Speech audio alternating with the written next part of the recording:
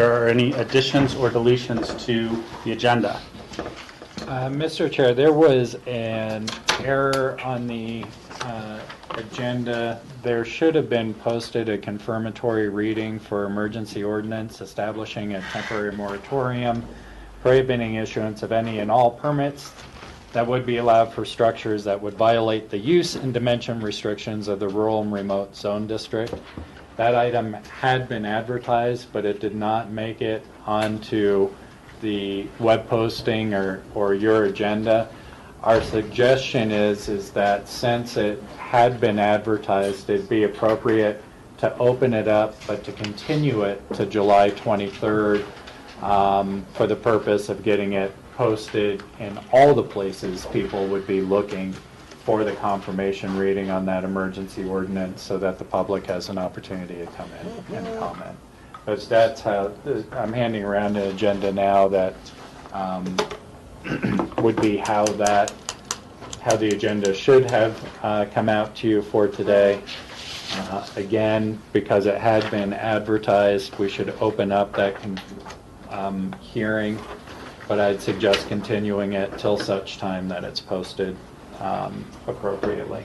All right, so we will handle that as item number 2 after our consent actions, and we will take public hearing and we'll continue it to July 23rd at that time. Thank you, Other John. than that, there are no changes. At this time, I will open up the floor to public comment. Anybody wishing to make public comment may do so at this time. Just come forward and make yourself known. John? Make myself known. State your name for the record. Well, it's sort of an anonymous name because there are 80 John Millers in the data bank for the Aspen Skiing Company. And I thought I was rather anonymous until people down here recently gave me a lot of publicity. And I'm owner of Castle Creek Investors that own a considerable amount of ground on the back of Aspen Mountain. My history dates back to 1951 of Aspen, and the lady back here. John, I want to make sure that the mic picks up you, so you can either hold it in front of you or Is this if you lift it, or? Yeah, that's it. That's a mic? It doesn't amplify, but it picks it up for the It's TV. for the Picks it up. TV, yeah. Okay. My history dates back to 1951, but I didn't make any investments out here until the mid-'70s when I invested in the Little Annie ski area in the back of the mountain. And that was to be a lovely area. The timing was kind of poor economically for the development of a ski area, and it went bankrupt. In 1982, I bought it out of bankruptcy, along with some distinguished partners like Bill Dunaway and others, and I've been the controlling partner ever since. I've been a good custodian of that property for the full length of time. I've been violated many times by both the public and the county. And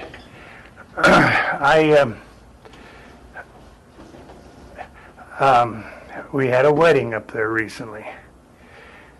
I would rank that as one of 2 events in the 32 years that I've controlled that property that were over the top. It was much larger than I thought it was going to be. But we'll talk about that in a minute. We had several neighbors up there that were offended, and I really regret that because we have a good neighborhood back there. And I cherish their friendship, and we have had very little trouble from the people that actually live back there, with maybe the exception of 1 or 2 that wanted to be contrary. There were some bad things that took place during this wedding. There were some good things that took place during the wedding. I don't know if any of you know Bob or Jillian Steele, but they are really lovely, lovely people. Bob is chairman of the board of the Aspen Institute, and he wasn't born with a silver spoon in his mouth. And Jillian he was raised in Durham, North Carolina, and Jillian was raised in Chicago, went through some early childhood trauma with family, and they both advanced to make quite something out of themselves, and they deserve consideration of the whole community. And pardon me just a minute, I want to take my notes out of here, just in case I skip over something that I think might be essential to our listening.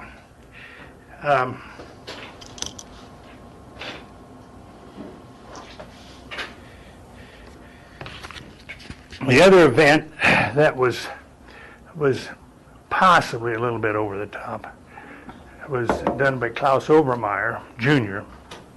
Interesting situation. Klaus Obermeyer Jr. is 6'6". His dad's 5'6". I don't know how that turned out. Both of them are wonderful people. And that was a Dodge commercial. And I forget just exactly when that was. 3, 4, well, no more than 2 years. 3 or 4 years ago. And then the ground was disturbed some on my property. And it was restored. It was plowed, seeded, and it snowed. And you couldn't see the ground until spring. When spring came up, you couldn't tell where they'd been or what they'd done. It was perfect condition. The disturbance of the ground up here was a little greater. And I was talking with John yesterday. I need to apologize for coming in yesterday, but I read where CCI was going to be, and there are several CCIs, and there are several John Millers in this world, and everything. But I just. And John, I want to hear everything I want to hear what you have to say, but I also want to be a little cautious of time here. So, I know, Ron. And I appreciate you coming here because obviously you weren't here for some of the other meetings that we had regarding this and public comment. I had and things obviously the paper publicized it. Yeah, but I had things that were very important to me that superseded any thought of even coming to this meeting, and I would appreciate. I need a little time, and I don't know how much time do you. I don't want to take time from these people. Well, let's do another 4 minutes, and we'll.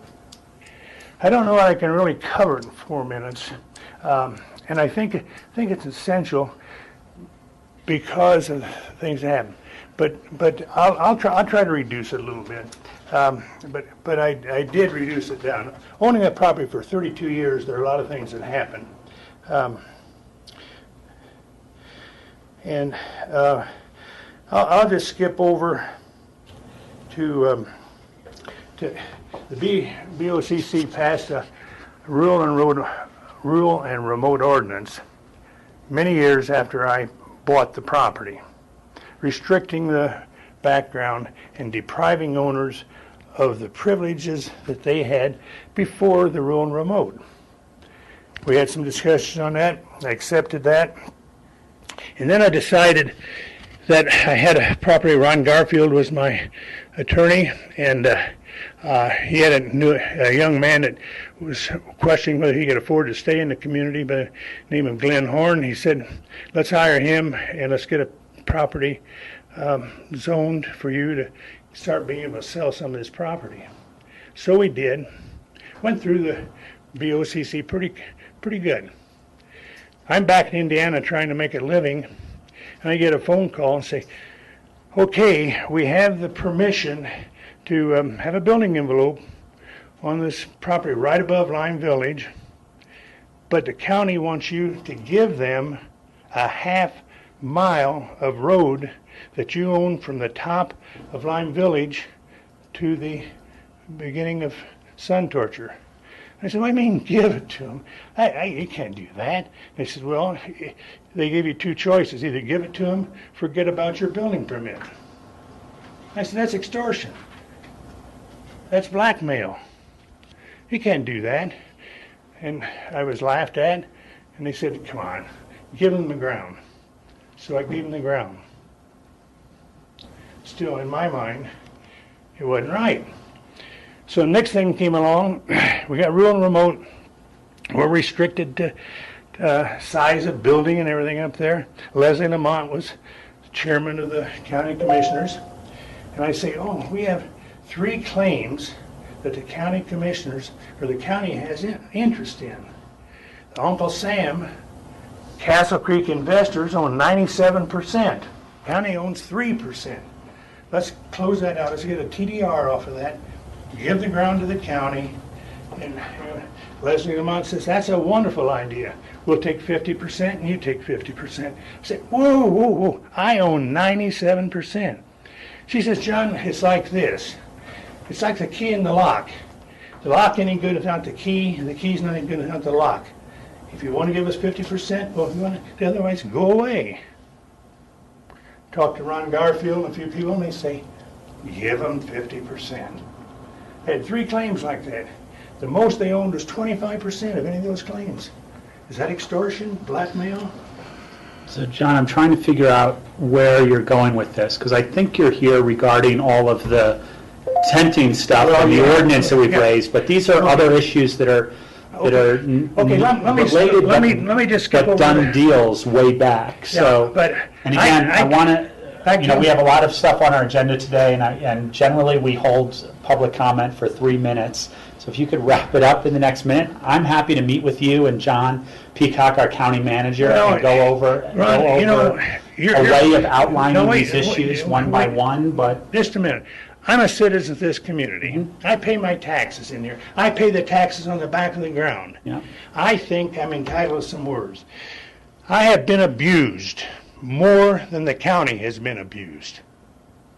I'm just trying to find a format that's comprehensive, concise, and laid out, as opposed to hearing lots of stories about all that's gone on the back of the mountain. Okay, so I understand. I want to hear it all, but I don't want to take a half an hour today to do it. So let's find a format that works, and I think that format, John, would be meeting with John Peacock and I don't get much sympathy talking to the county.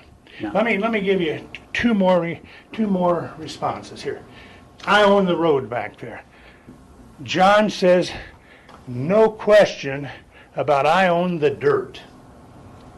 The county owns the road. And I've asked him, said, John, I don't understand that. And he repeats it. Now the county ordinance, you're talking about me violating a county ordinance, and we're going to pass restrictions and hold that son of a gun's feet to the fire? Do you know what the ordinance calls for the width of the road back there? Any of you? You know what it is? You know, because I told you yesterday. 14 feet. You know how wide the road is back there? There isn't hardly a section that's 14 feet. And Brian Pettit is very, very difficult to work with. He says, well, what am I supposed to do? I can have a 19-year-old driver, an 18-ton plow, and a 9-foot blade, and he goes back there, rolls rocks into my vegetation, widens the road, digs ditches on my property, and everything, and I'm supposed to sit there and say, that's fine, you own the road, but he's moving my dirt. Now I'll shorten this down to there are 3. I want my dirt, my road restored. 14 feet. That's what the ordinance calls for. You widened it. I didn't. I want it restored. Secondly, you have an ordinance back there for rural and remote cabin building. I can't qualify. I own a lot of acreage back there. I can't qualify. I came in here 2 years ago, and I couldn't even get close to the points. We passed a new ordinance that got us within 1 point. The only way I can get a cabin authorized is to have give the county something. Whether that's blackmail or extortion or what, I don't know. Well, anyway. And the third thing I want to ask, table that motion, because I have property rights. And I fought 2 years in the Army to preserve the rights for you and all of you. and I'm going to demand my property rights. And if you take them away from me, we may have to talk about it pretty firmly. Everything I've ever done up there has been restored. Everything that you've done up there, and it's not you, your predecessors, your guilt by association, has not been restored. And my 2 minutes is up. You'll have to be up. Thank you, John. Anybody else in the room wishing to make public comment at this time may do so. Seeing none, I will close the public comment and bring it back to commissioner comments. Steve? Just a reminder that this Sunday is the Snowmass Capitol Creek Community Picnic. It's going to be from 4 till 7 p.m. at Seth Saxon's house, just above the fire station on Lower Snowmass Creek Road. And he's graciously allowed us to use his property, and he'll have the tent set up for his benefit for the animal shelter, which that event is on Saturday evening. So I hope that some of you could come and visit with the residents of Snowmass Capitol Creek, and also I hope I know we'll have a good turnout of the local residents there. Steve, do you know any details about that? Is it bring anything? Is it potluck picnic? Is it... I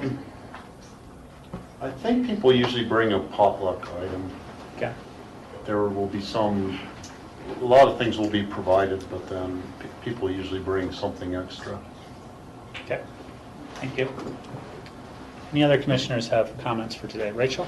Yeah, really briefly, I will not be at next week's Tuesday's work session. I will be in New Orleans with the National Association of Counties as I serve as vice chair of Colorado Counties Inc.'s Public Land Subcommittee meeting. And I'd like to offer a brief update from the PILT discussion we had at the end of the day yesterday through emailing with Andy Carsian of Colorado Counties Inc.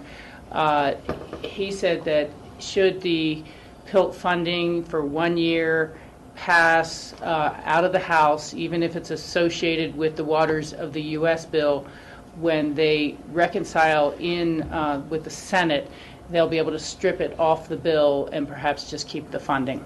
So although there are a lot of reasons not to want to see those two associated, I guess the feeling is that as long as it's in the appropriations somehow now, they will be able to strip it from other strings being attached from it. So that is the current update on PILT for our 2015 budget. It's worth $34 million across counties of western Colorado and counties with public lands. It's worth about $1.3 million to our county budget. Thanks for the update. You're welcome. Any other commissioners have public comment today? George, is that no? Okay, sorry. Close the commissioner comments and move to consent action items. We've got work session minutes of May 6th, May 20th, June 17th, June 24th, special meetings of June 18th, and regular meetings of June 25th. So moved. Second. We have a first and a second. Any discussion? All those in favor say aye. Aye. Next on our item, we have a confirmatory reading of an emergency ordinance establishing a temporary memorandum prohibiting the issuance of any and all permits that would allow for structures that would violate the use and dimension restrictions of the rural and remote zone district. And I will accept the motion. I will first, actually, this is going to be a public hearing item, so I'll open the public hearing on this item. Anybody wishing to speak on this item may do so at this time. We will be continuing it and continuing the public hearing on this. Anybody wishing to speak on this item? Seeing none, I will close the public hearing on this item and bring it back for a motion to continue to July 23rd. I move to continue this till July 23rd. Second. We have a first and a second. Rachel with the second. All those in favor say aye. Aye. Next, we have a resolution authorizing the expenditure of funds through the Renewable Energy Mitigation Program, the REMP program. And Mona's here for this item. We had previously had a work session on this item and gone through and made a few changes. And there are, I believe, 2 different ordinances in our packet. One to separate out the Hunter Creek condominiums, and that one is first in our packet. Should we handle that first and have Rachel's recusing herself? I live She in lives Hunter Creek, so lives in the anyway. vicinity. Come and visit. Okay, I'll just be in that.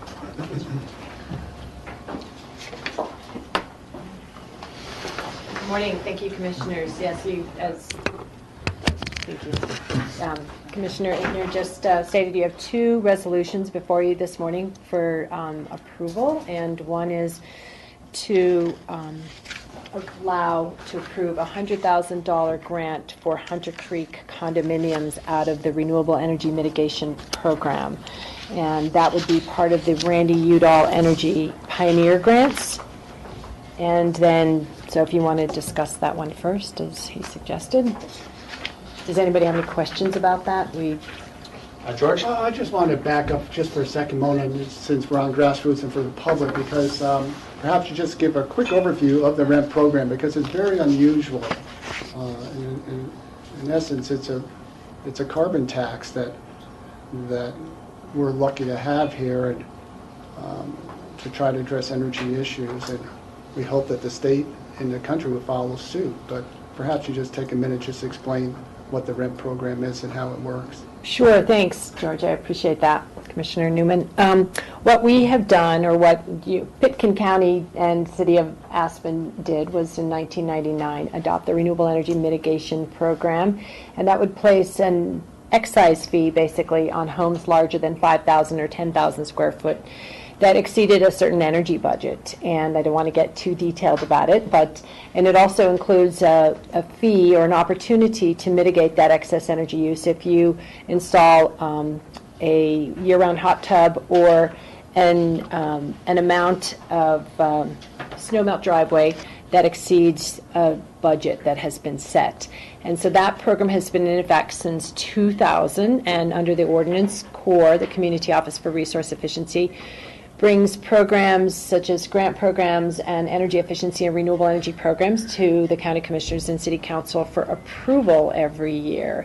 That fund has generated somewhere in the neighborhood of $12 million, and which has been put back into the community in the form of grants and rebates and over the years. And we have been tracking the energy saved and the carbon saved for the last couple years, which I presented at we've been tracking it, and I presented our last 9 months achievements or accomplishments at our last meeting.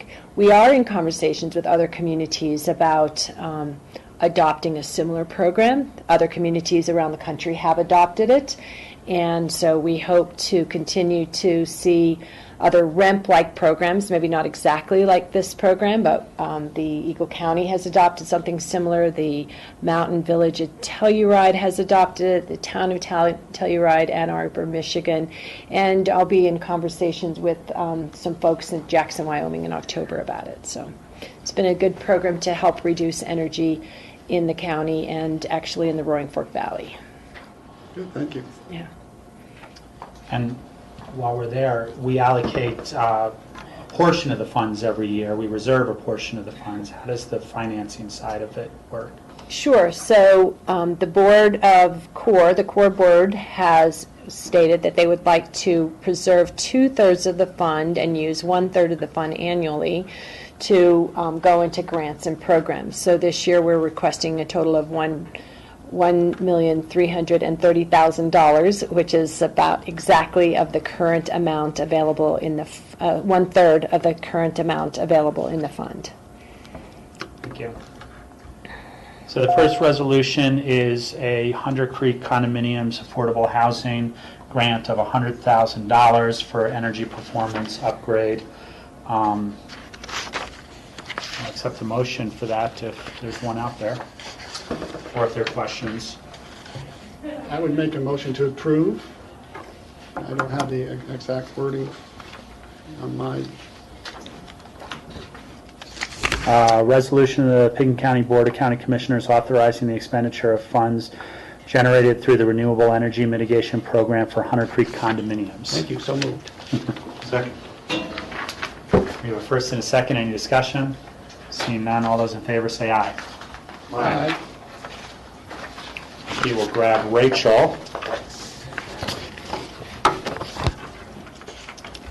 The next item, resolution, is for the rest of the rent funds that will be allocated if this passes.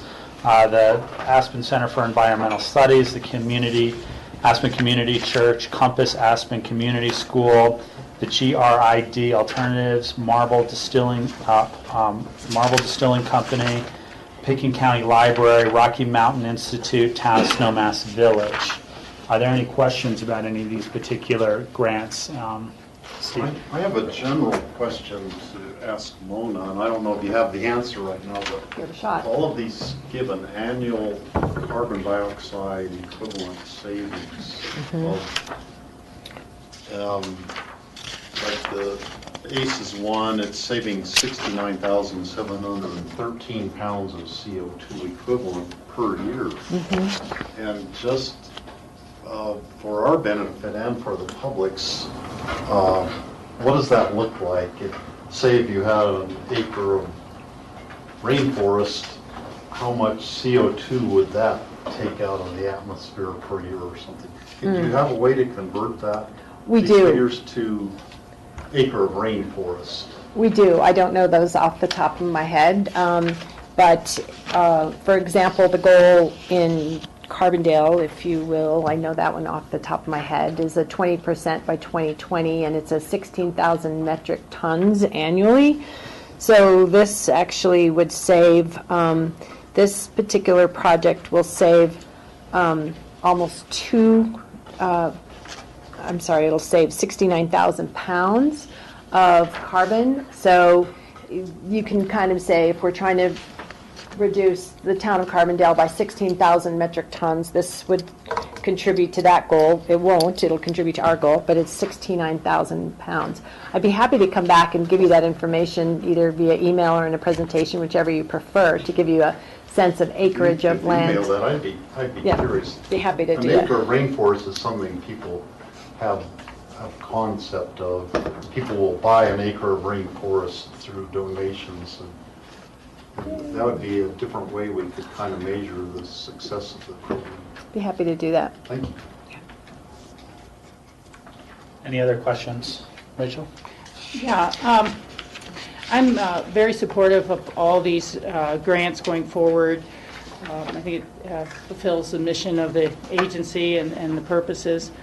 But I am going to raise the issue that I raised during our work session before, and I truly feel that we should increase the funding for Rocky Mountain Institute. They've requested $91,000, and the approved funding currently is at $10,000. I'd like to see that double to $20,000, and I'd like to just increase the entire allotment, essentially, not take anything away from anyone else. But we know we have significant reserves available to be able to do that. And the reason is, for me, separate from contrasting this with any of the current grants or previous year grants, Rocky Mountain Institute literally invented the term negawatt. They were the pioneers and the front leaders on all energy conservation efforts and efficiencies in our country, and they've had a long legacy. I know they're a large organization and they do a lot of international work, but they're always project funded, and money comes in and the money goes out for specific projects. But I have a hard time saying that they should be held back because they have perhaps greater means, was the perception, when things like a school district has its own taxing base for these projects, or the Pickens County Library has its own taxing base for its projects. And to the agency that, to my mind, introduced the entire society to compact fluorescent bulbs instead of incandescents, and which led the way, of course, to LEDs, and who were just a demonstration project. And I see this as being so strong for the economic sustainability of basalt and we'll create a regional center in Basalt, if not a national center, in a truly appropriate location outside of the more rural character where it lived before. So I just put that out to the board. I think we're just being a little short-sighted, and that this funding would really truly continue. I know it's difficult to modify recommendations from city citizen review committees. I appreciate the process and the time they put into it, but they're always working under a cap that we've been part of setting as to how much should be used up each year, and how much revenues are available. And we over the years occasionally will modify, whether it's our Healthy Community Fund grant totals, or in the past other allocations that we've made. I think a couple of years ago it was the Shangles Wildlife Foundation, who takes care and rehabilitates animals, that we agreed to support them with a greater allocation. So I would make that request to the board, and I'll make it in form of a motion, see if it goes anywhere that way. And I would move to approve the resolution of the balance of the core renewable energy mitigation program funding grants and the funding for the Randy Udall Energy Pioneer Grant, with the amendment to increase the funding for RMI to $20,000. 20 or 30? 20, from 10 to 20. I'll second that motion. George? Mona, on the original grant application, on all the grant applications, we asked the applicants to identify energy savings, CO2 savings, grant per kilowatt savings. And I know on the original application, we did not have that information. Here in this resolution, we're showing that. We have some numbers. So was this added after the grant committee had these applications? Yes, this was new information. I think what we were looking for was the specific savings for this specific technology. They have, when they've calculated their annual energy savings, which is quite large, they did not specifically call out this particular technology. So what we have is the aggregate savings for the entire building.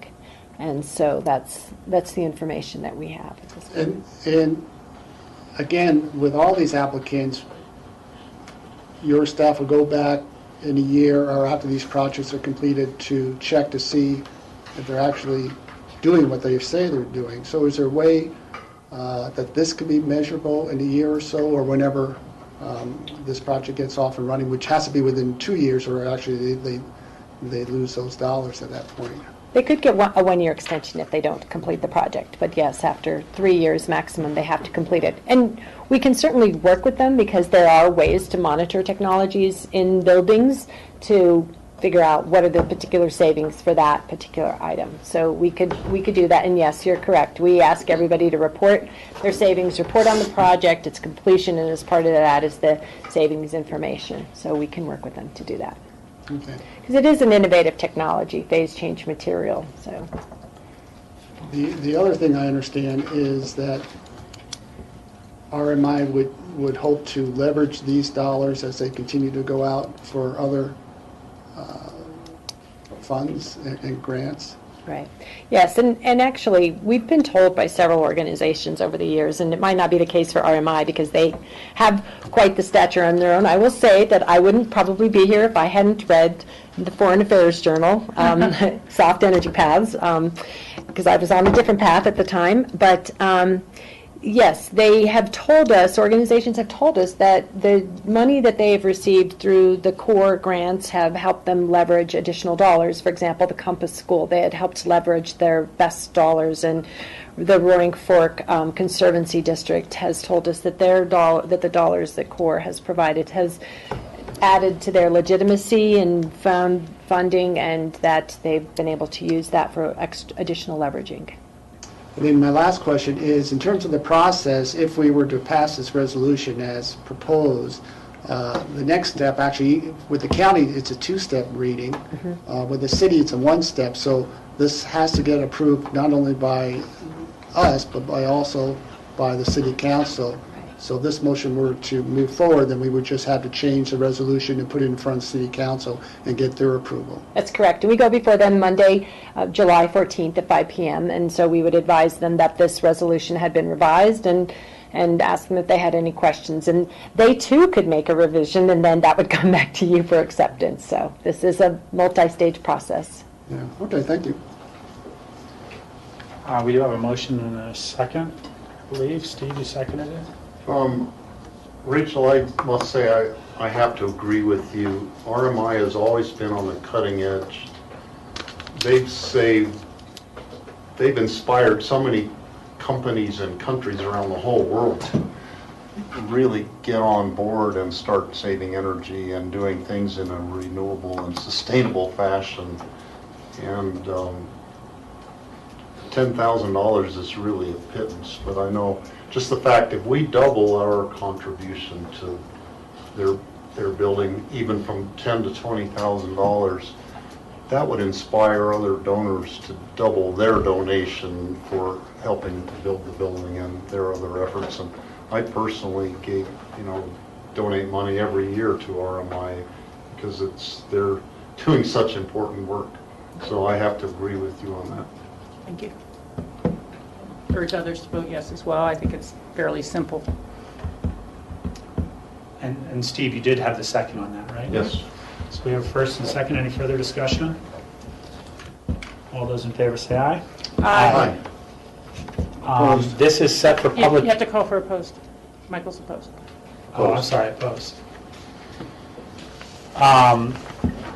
Thank This you. is set for public hearing. This was the first reading. It's set for public hearing on July 23rd, and it goes in front of the City Council on July 14th, as you said.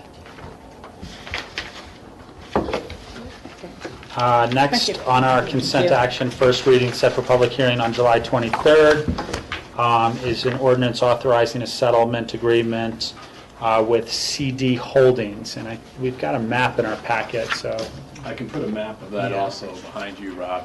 yeah, let's do that.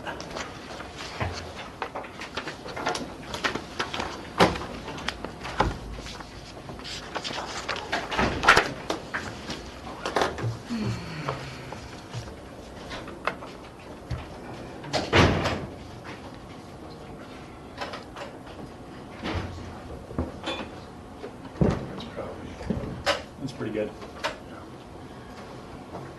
Okay, Commissioners, this is an ordinance for the consideration of the board to authorize the execution of a settlement agreement and the conveyance of property in return for $200,000 to accrue to the benefit of the county's general fund. The property involved in the settlement and the conveyance is this strip highlighted in purple in the packet and on this overhead. This yellow strip here is portion of the Midland Trail that runs through property that is owned by Pitkin County, acquired with those Open Space and Trails Fund. Now this particular property is known as Track C. It was created with that nomination in a subdivision or a subdivision exemption plat that was approved by the County Commission in 1993. The reason it exists is because there was a slight discrepancy in the survey of the town or the city boundary, which is this line, runs coterminous with this Track C through this reach and then continues this way and this way. In 1959, or the plat that was done by the county in 1993 was based upon the original mapped town site of Aspen that was re-recorded in 1880 and confirmed later by subsequent surveys. But in 1959, there was a resurvey done by the BLM, which saw the movement of the town corner, which is off to the below this representation. And we're not sure why that moved, but nonetheless, it created a discrepancy in the path of this city boundary line by about 8 feet, which is the distance of this, or the width of this strip of property here. As a consequence, when this particular owner of the property here, which is a city lot, purchased the property, it was purchased with reference to the amended survey and not to the original survey. So there has been a discrepancy since that acquisition as to the ownership and disposition of this Tract C. Pursuant to the county plat that was done in '93, that particular strip can only be owned either by the county or by the adjoining property owners, and is not utilizable for development of any type, surface development. There is a subsurface infrastructure in the form of a sewer line that runs through the property that is maintained and held by the Aspen Sanitation District. As a consequence of that discrepancy, litigation was consequenced, and a proposed settlement was put forward to the BOCC, and that proposed settlement would be for the conveyance by the board of this strip of Tract C that abuts this property, this residential property, for the consideration of $200,000. The county originally acquired the entirety of the strip from the original subdivider for free. It was given to the county as a donation, as only one of two parties could hold title to that property.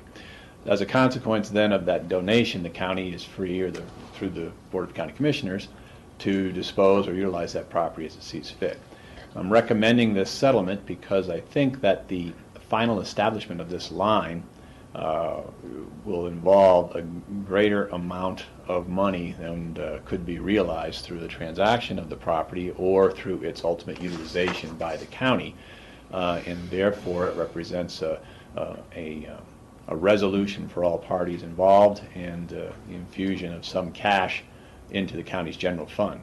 Since the creation of this Tract C and the county's ownership of that tract, the county has never actively utilized the property or really occupied it at all. When the trail was constructed on top of the property actually acquired by the county here, it created a somewhat of a wall here to support the original railroad bed, and there is some landscaping along this edge of the trail, and so therefore it was never associated with the trail use or the trail development at any time.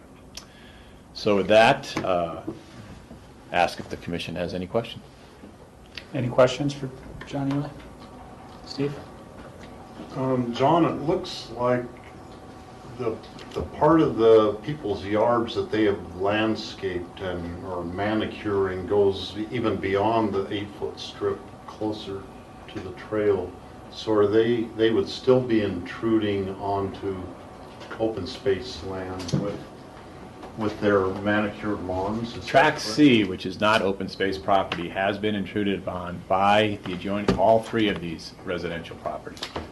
The trail parcel here has not been intruded upon by anyone. The trail functions and works today as intended. So there is a strip, however, Steve, you're correct. There is a strip right here that is reflected in this property that is owned by the county, that was acquired with county open space funds, and therefore it cannot be converted or sold or otherwise managed by the county, except for open space, that has been occupied with essentially some asphalt.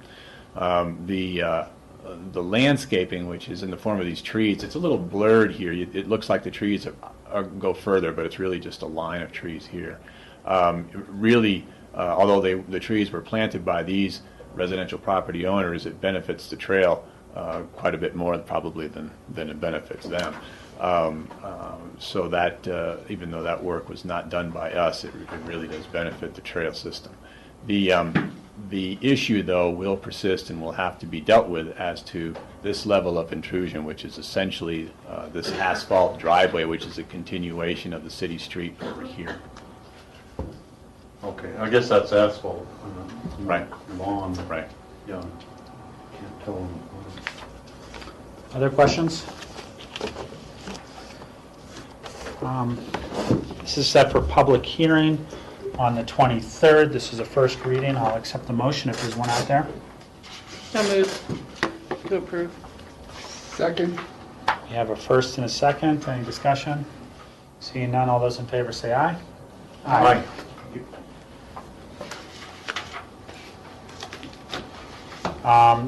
Next, we are moving into our consent public hearing, second reading. The first is a ordinance authorizing a 40-year ground lease for the lands under Hunter Creek, Hunter Longhouse condominiums project. And I believe Rachel is recusing herself on this item as well. Yes, this because is of a proximity issue. I live nearby. Thank you.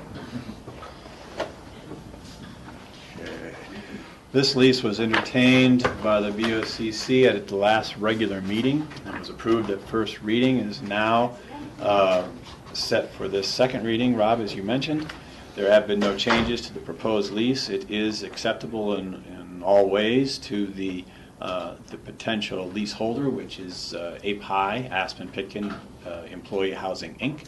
They are the nonprofit organization which will hold the lease and manage the affordable housing complex, which we all know is Hunter Longhouse. The lease is the first lease that is done with API. The original lease was done between the county and APCHA. It allowed for APCHA to obtain financing and then for API to manage the property in order to improve the affordable housing that exists on that site. The life of the lease that currently exists is 24 years.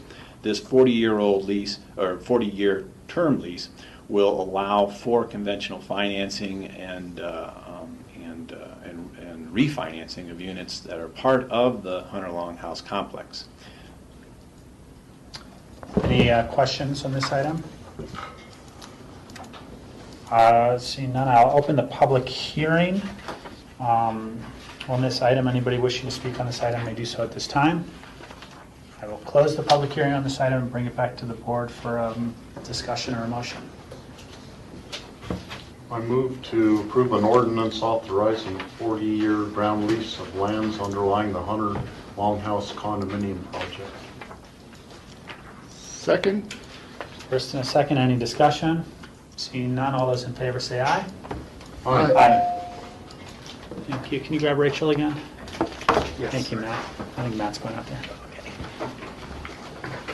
Shouldn't go far. Next is a ordinance repealing resolution 62, 2012, and adopting medical marijuana license regulations into the Pickens County Code, section 649. Actually, Rob, there are two ordinances in this particular packet. One is to affect what you just said, and the second is to affect an amendment to the existing retail marijuana regulations. And the reason the retail marijuana regulations are on with the medical marijuana regulations is to keep those two ordinances, or those two sets of regulations, essentially on track and as consistent as possible. When this ordinance was, or these two ordinances were last discussed at the last BOCC regular meeting, the board requested two changes. They are reflected in section 6.49.050, titled Licenses, and that appears as a red line in the board's packet. The additional language was inserted: any of these licenses may be issued and conditioned with specific requirements relating to the particular licensee. This was, in fact, the practice of the county in regards to retail marijuana licenses, but now that particular eventuality is made explicit in both the medical and retail marijuana regulations. Let's see. The second change appears on or in section 6.49.100, facility requirements, and that's subsection G, and that interlineation appears also in red in the board's packet. The additional language which was inserted that any time there's a change of ownership or ownership interest by an individual or within an entity that is licensed to conduct any activity associated with a retail or medical marijuana license, such change in ownership shall be reported to the county, and that report shall disclose which individuals no longer have an ownership interest in the licensed facility, or if applicable, what individuals had gained an ownership interest, and that identifying information shall be consistent with the requirements of the original license application, as those requirements may be changed and enhanced through time. And with that, the regulations for both the amendment to the retail marijuana and the essentially the the new regulations for the medical marijuana are the same as entertained by the board. Questions for John, for staff? This is a public hearing. I'll open the public hearing on this item at this time. Anybody wishing to speak on this item may do so at this time. Hi. Just state your name for the Hi, my name record. is Carrie Weber. I manage Aspen Marine Park Wellness in Basalt. And we're really happy with this, although we want to ask you to reconsider in section 100, right after the one you just read, letter H. No sales of products other than marijuana or products containing marijuana. We are a full wellness center and we offer yoga, massage, aromatherapy, and different services. We focus on the whole wellness of our patients, and this article would inhibit that, and it would impose a inconvenience on our patients because they won't be able to get the services that we provide in addition to the medical marijuana. So, Thank you. thank you. John, question regarding that. How do services relate or define, get fallen under product? Because this says sale of product, not sale of product or services. I guess I would not see it, although Lance Clark, our resident code expert, just walked in. And I don't see a relationship between services and products in the provision of those to the public, to be honest with you, but I certainly could be wrong. Lance, do you have anything to add? I'm sorry, I just walked in. Was the young woman referring to the Holland Hills Medical Marijuana Yes, Dispensary? that's correct. Well, actually, interestingly, that is one where we require that they do other than sell marijuana because that's an existing legal, non-conforming commercial building. And the only way that we allowed the medical marijuana dispensary to go into there was if they provided other wellness services, because previously in that location there had been legal non-conforming uses of a chiropractor and some other kinds of things. So that does kind of complicate. Would the code, the question actually is, would the code make a distinction, or would the code view the sale of services such as Yoga. massage or yoga or something like that as the same as the sale of a product? No. Okay.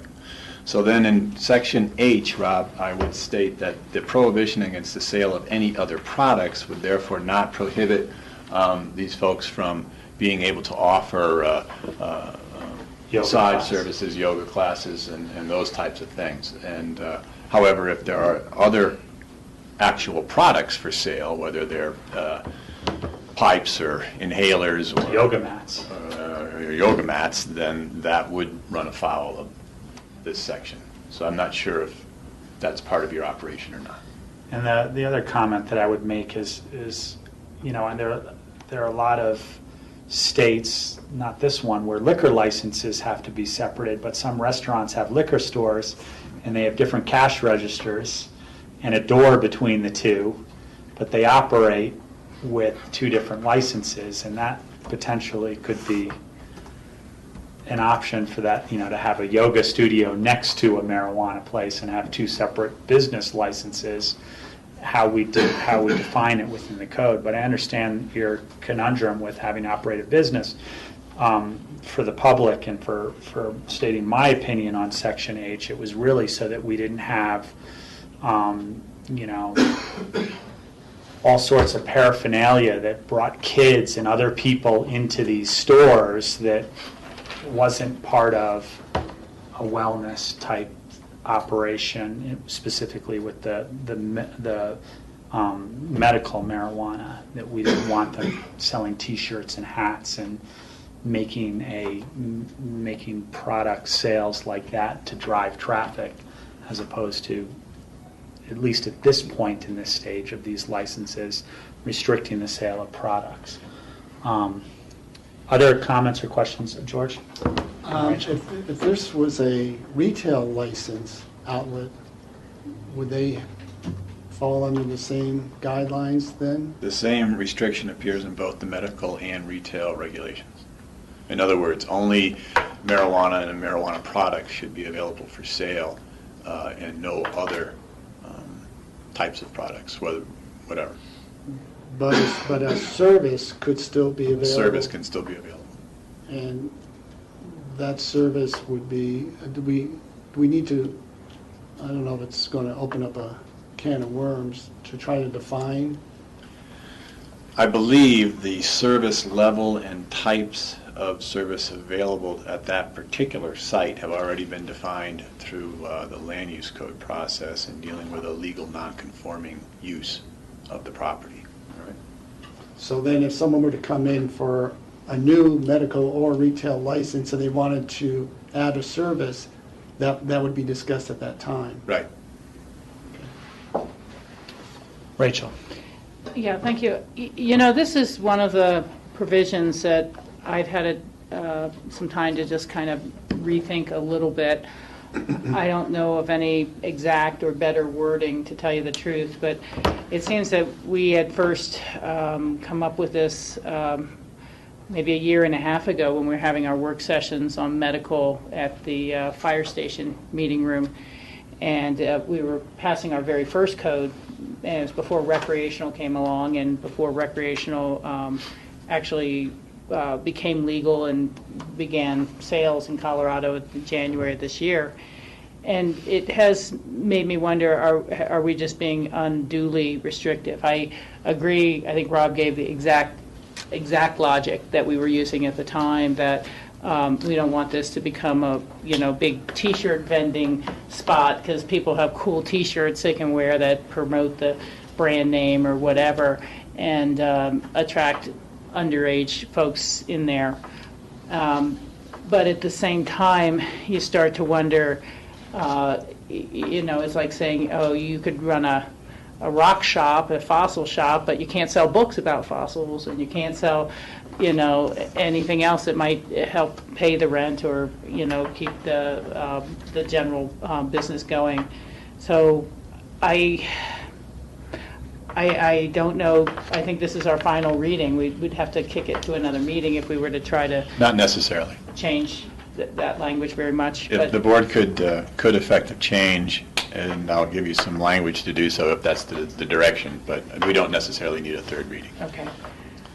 So anyhow, I just throw that out for the board's consideration as to, I know that, for example, in the city, they've had percentages of the building must be certain things when you get to the service commercial industrial zone. So you couldn't open up a brand new big bike sale place, but you could sell used equipment and things like that. And so it has to be a percentage, no more than X percent of the floor area or something like that is dedicated towards other needs of the consumer. And if my recollection serves me correctly, when we were having the conversation, we had bounced around some of the ideas of a percentage of sales could be for marijuana products. Then we started talking about compliance and how, who's overseeing that and that sort of issue. It's clearly easier just to leave it as nothing. Yeah. But on the other hand, I wonder about massage oils or things that are fairly simple and straightforward. Michael? Well, I think I brought up the concept of having strictly a marijuana sales shop, and it was analogous to liquor stores in other states that just sell liquor. They don't sell cigars, they don't sell T-shirts, they don't sell anything, because the sale of liquor is regarded in those states as a very serious business, and because it has negative effects on the community. And so you're not going to be lulled into the fact that you can buy other products other than liquor at those stores. And it's going to be a controlled sale by the state. This is typically what they are. And in this case, marijuana is new to this state. Some people have grave doubts about whether marijuana should be for sale, but it is. And I don't think, personally, that it should be confused with T-shirts, with oils, with balloons, with games, with anything, that it's a serious business. And it has serious consequences for adults, for law enforcement, for children, and that by keeping it separate, we make a statement about how serious we take sale of marijuana. And we're not going to mix it up with things like wellness. I mean, that seems to me a very slippery slope, unless it's medical, which is, for some people, a wellness issue. But for retail, I don't think has anything to do with wellness. And so I would be strongly in favor of leaving Section H as it is to show people that we're serious about it. We're serious about the sale of marijuana, we're serious about the control of that sale, and we're serious about who consumes it. And there's no mistaking. You're not going to walk out of there with knickknacks and some dope. You're going to walk out of there with just the product that it sells, marijuana. So that's, I feel very, very strongly about that. Other comments, Steve? If business had a way to physically separate the two parts of the business and have one part be the medical marijuana business and the other part be the rest of the wellness center, would that be two separate businesses in one location, somehow A physical separation would be a way to it would have to be a physical separation. Or Like some Trader other- Joe's in Denver has a liquor store, but it's you go through a separate door and there's a separate cash register, and it's not in the food part of the Trader Joe's. So that's how.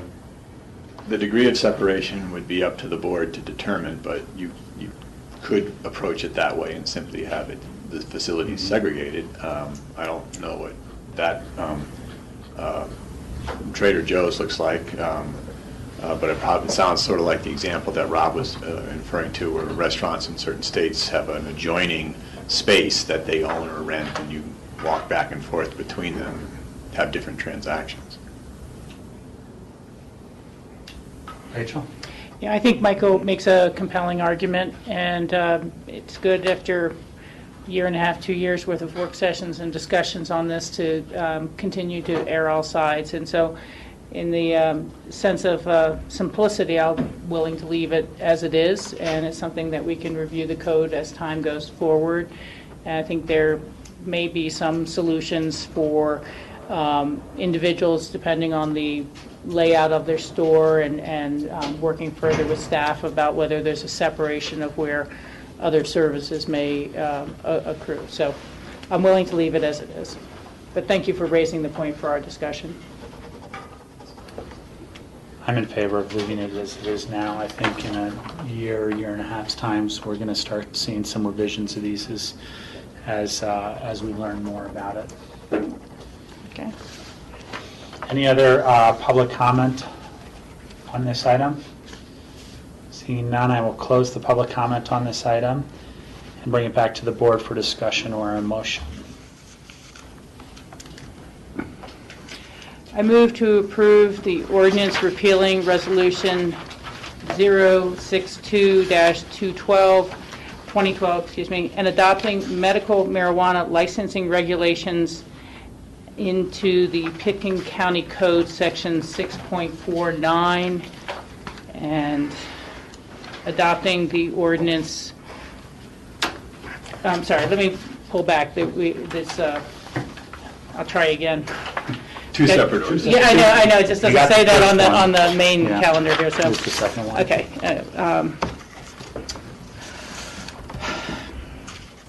I move to approve an ordinance of the Board of Commissioners of Pitkin County, Colorado, amending Section 6.48.050 and Section 6.48.070A10 and 6.48100G of the Pitkin County Retail Marijuana License Regulations, and adding Section 6.48.100M to the Pitkin County Retail Marijuana Licensing Regulations section of the Pitkin County Code. We have a motion for the two ordinances. We have a second for the two ordinances. Did I capture both ordinances in that? I heard a motion and a second for the retail. I haven't heard The first one that she read was the first. I know, but I pulled back and we didn't get a Okay. second on that one, so I'm sorry, between what was So on the second one, you did the retail one already. The other one is, Oh, I didn't get a second on it. Yes. And I pulled it back. I did, okay, the retail one's good, and then so should we take take it one at a time? it one at a time? So we've got a motion on the table for the retail amendments. Any further discussion? Seeing none, all those in favor say aye. Aye. The next item is the next ordinance is an ordinance of the Board of County Commissioners, Pickens County, Colorado, repealing Resolution 62, 2012, and adopting medical marijuana regulations into the Pickens County Code, Section 649. 6.49, so moved. Second. We have a first and second. Any discussion? Steve? The young woman's point is well taken to me, and I think we should study that issue further. It seems like if someone has a medical need for marijuana,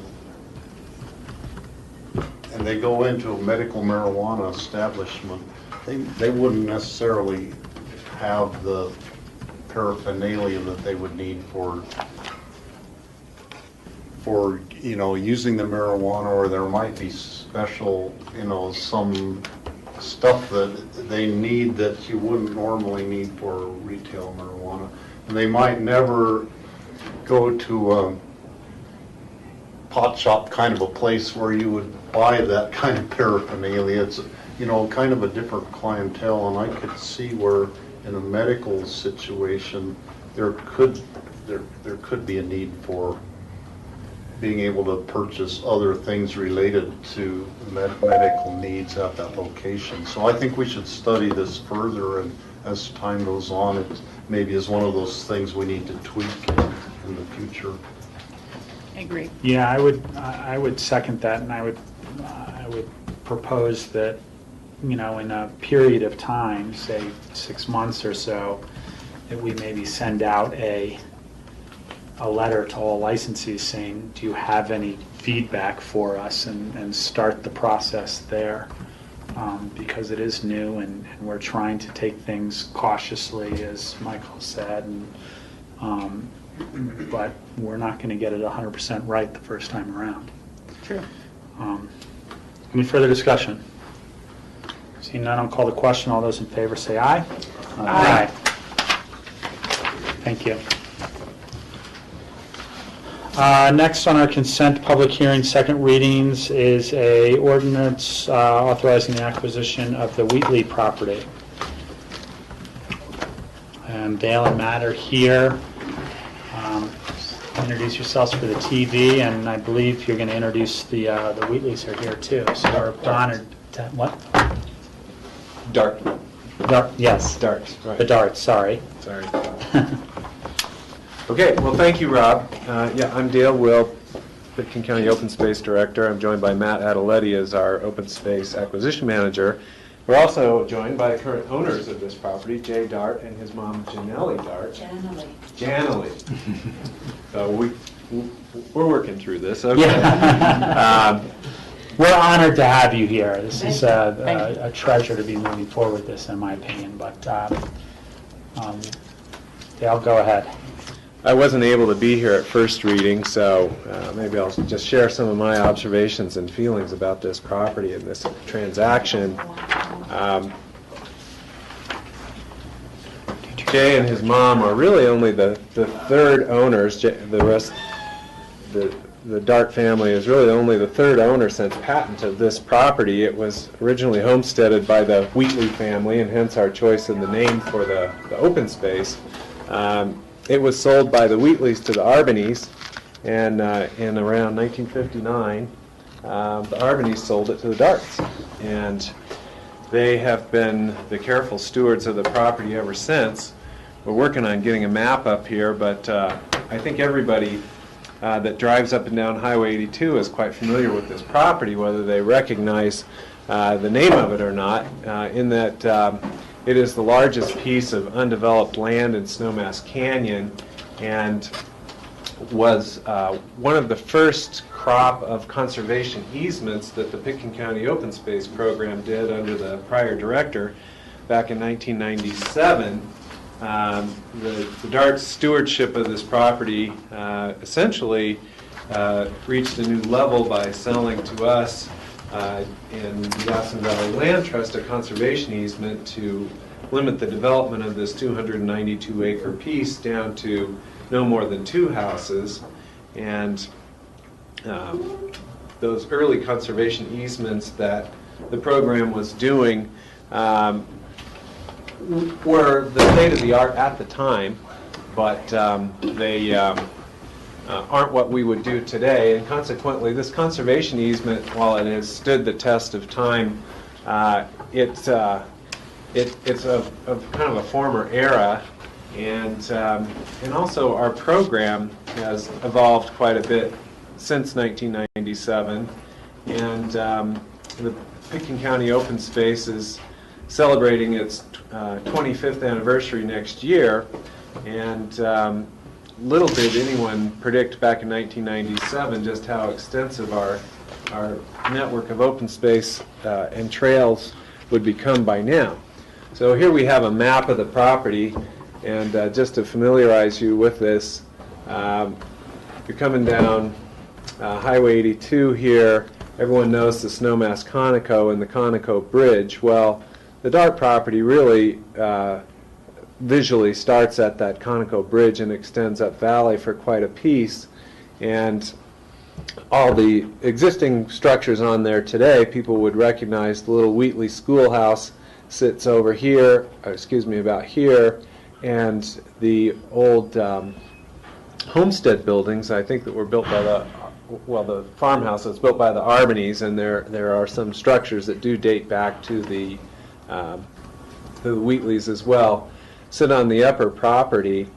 The conservation easement that the county purchased back in 1997 reserved a building envelope here and another one here, and at that time the program was not seeking to put maximum building sizes on the reserved rights and conservation easements. Now that's something that we started doing, I think, when we worked with Steve's family on the Child Ranch was the first time, but and the DART family has also evolved, and many in the family are at a point where they're needing to transact something to get some of the equity out of this property. So Jay and I have been working on a sort of an augmentation of the original conservation easement now for probably, 4 or 5 years, and we have made multiple proposals back and forth that for one reason or another didn't work out. The DARTs have their needs, and Pitkin County, through our Open Space Board and through you, have our needs. But I'm quite pleased to see that we finally do have an agreement that I think is a win-win for both the DARTs and for the county residents. Matt, I'm sure, explained this to you at first reading, but just quickly, we've come up with the idea to take the lower 105 acres of the property and purchase it outright. Now this will entail amending a plat that was approved by Pitkin County, where the current boundary of 2 parcels sits here, and so assuming that you agree to the contract that we have in front of you today, we will be back with a proposed change in land use approvals, and we've already begun discussions with Lance Clark on those. But what we want to do is put all the inhabitable structures on the property that the DARTs will retain. So we want to move this boundary over here, and the little Wheatley Schoolhouse will then become part of the retained lands that the DARTs will continue to own. And this 105 acres that Pitkin County would be acquiring would be without any structures on it. Now, the 105 acres itself, I think, is replete with all the conservation values that drive our program, mainly scenic qualities. Well, you can see this property from Highway 82, from River Road, and from the Rio Grande Trail, which runs right through here. It's not on our map. So there is a lot of public that go by this property and through it every single day. By purchasing it, we will eliminate this building envelope that's out in the pasture there next to River Road, and that could have been developed with a house up to 8250, and virtually everyone, Jay, myself, and the Open Space Board, and you in prior discussions have agreed that sticking a house of that size in that lower end of Snowmass Canyon would degrade the landscape from a scenic point of view. In addition, our conservation values we pursue are recreation, agriculture, and habitat. So on the recreation front, this property is also extremely valuable because you have the Toothache Rapid that runs right through it, is probably after Slaughterhouse Falls the most famous rapid in Pitkin County. And in addition, we've got the Rio Grande Trail. We've got some public access to the river that's currently going on pursuant to conservation easement provisions, which frankly were not perfectly drafted at the time. And by owning this outright, Pitkin County will be able to manage this as we are our other outright ownership properties like Sky Mountain Park or Smuggler Mountain, and we can adopt a management plan to guide these recreational uses and facilitate people getting in and out of the river with much more flexibility than is currently allowed. From a habitat point of view, almost everyone knows, I think, that there is a big elk population that like to come down out of Wheatley Gulch. Wheatley Gulch runs through here. And in recent years, they've been in there in the spring. They're quite visible from a lot of vantage points. And we will be protecting the elk from any potential incursions would this house be developed and fences go up and horse paddocks and so on. Last, from an agricultural point of view, this property's been in agricultural production since, well, for now spanning 3 centuries. It started back in the 1800s, and our purchase will include a 50% share of the water rights that are coming down the Wheatley Ditch, and we will be able to keep this lower pasture in production. We've got an agricultural lease program that we discussed briefly at our joint meeting last time that's being developed to a more formal level, and this property can fit into that agricultural leasing program so that we can maintain these historic water rights and this scenic pasture. So I think that pretty much covers the basics on it, and sorry if I'm repeating myself, but I can never resist a chance to talk about these things. Purchase price we are confident is a good reflection of the current market value given 105 acres with a vested building envelope on it and river frontage. So the Open Space Board unanimously supports this purchase. And maybe at this point I'd ask Matt or Dark if they have anything they want to add to this presentation. Actually, I think Dale covered everything that I was thinking of covering, so. Questions? Please. Jay Dark on behalf of the Dark family. And I think you need to know that as a family, we agree with Dale, and he and I have been working on this for a long time. But this is clearly a win-win. And the stewardship that we have tried for now more than 50 years, more than the Wheatley family was on this property. We're confident that under your stewardship and your successor's stewardship, because we hope that you'll have this for a long, long time, we'll continue to honor the conservation values that we have in place. And that includes the use of this property by citizens of this county and visitors to this county, which will become more and more difficult, as you know, as time goes along. So we're very pleased with that as an outcome. We know that it's not perfect for everybody. We know that in particular our neighbor who has the Snowmass cottages will probably be the least happy about this, but we also understand that she realizes that for our family this is an important, as Dale mentioned, it's an important opportunity for us to create some liquidity out of a property and equity that we've had for many, many years. It really helps us in many ways to honor my mom in her final stage of her life. She's got a lot of life to live, and this will provide some much needed fuel to expand that dream that she has. So thank you for that. And we do appreciate, and I appreciate the work that Dale has put into this and his perseverance on this, and also Matt, who's relatively new to this. They've been delightful to work with, so I thank them for that. Thank you. Thank you very much. Questions of staff at this time? This is a public hearing. Anybody wishing to speak on this item, I'll open the public hearing. They may do so at this time. Seeing none, I will close the public hearing on this item, bring it back to the board for a motion. I would make a motion to approve the acquisition of the Wheatley property. Second. We have a first and a second. Any discussion? Steve? I just wanted to make a comment. My family has something very much in common with the Dart family. We both purchased land from the Arbany brothers. And both of our properties are now under conservation easements in Pickens County. So it's really quite a legacy of the Arbany brothers that 2 of their 3 properties are protected in this fashion. And a bit of historical value on this parcel of land that you might not be aware of. The Wheatley siding on the railroad there was actually a livestock loading facility there, and people from all around when livestock was being transported by train, they would unload it at the Wheatley place on this property, and then herd the animals.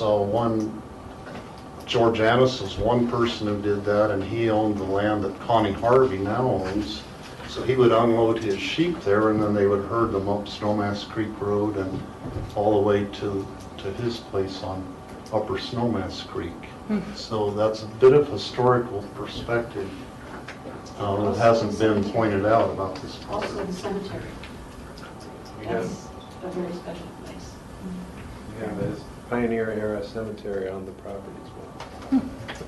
It's right in here somewhere, right? Yep. Rachel? You know, I'm really very happy to be able to support this acquisition and appreciate your family's work with us for so many years, and the faith that you place in the county in terms of safeguarding that property for future generations. You know, I do a lot of traveling on behalf of our board, and sometimes in some communities there's, I don't know if you call it a resentment or, oh, Aspen, it's Pickens County, as if everything had just kind of fallen into our laps. But the truth is that our public has chosen to tax themselves to be able to make investments that have constantly improved the value of our homes and our economy and our quality of life. And it's just, whether it's been support for the schools, support for the open space program, support for mass transit, these are the components that have made it a great livable community and high quality of life. And so we take the allocation of those funds very seriously, and to look at 105 acres, riverfront access, elk habitat, historic context, these it just matches up perfectly with the types of goals we need to obtain when we're stewarding the public's money. So thank you again. Concur with that 100%. Thank you, Rachel. We have a motion and a second. Any further discussion? All those in favor say aye. Aye. Thank you. Thank you. Next on our consent public hearings is a resolution approving the acceptance of a CDOT Division Aeronautics Grant Agreement. And I saw Jim here earlier. Did he just step out? I might be able to. I know we talked about him. Let me just see if he's out here, otherwise I'll take it.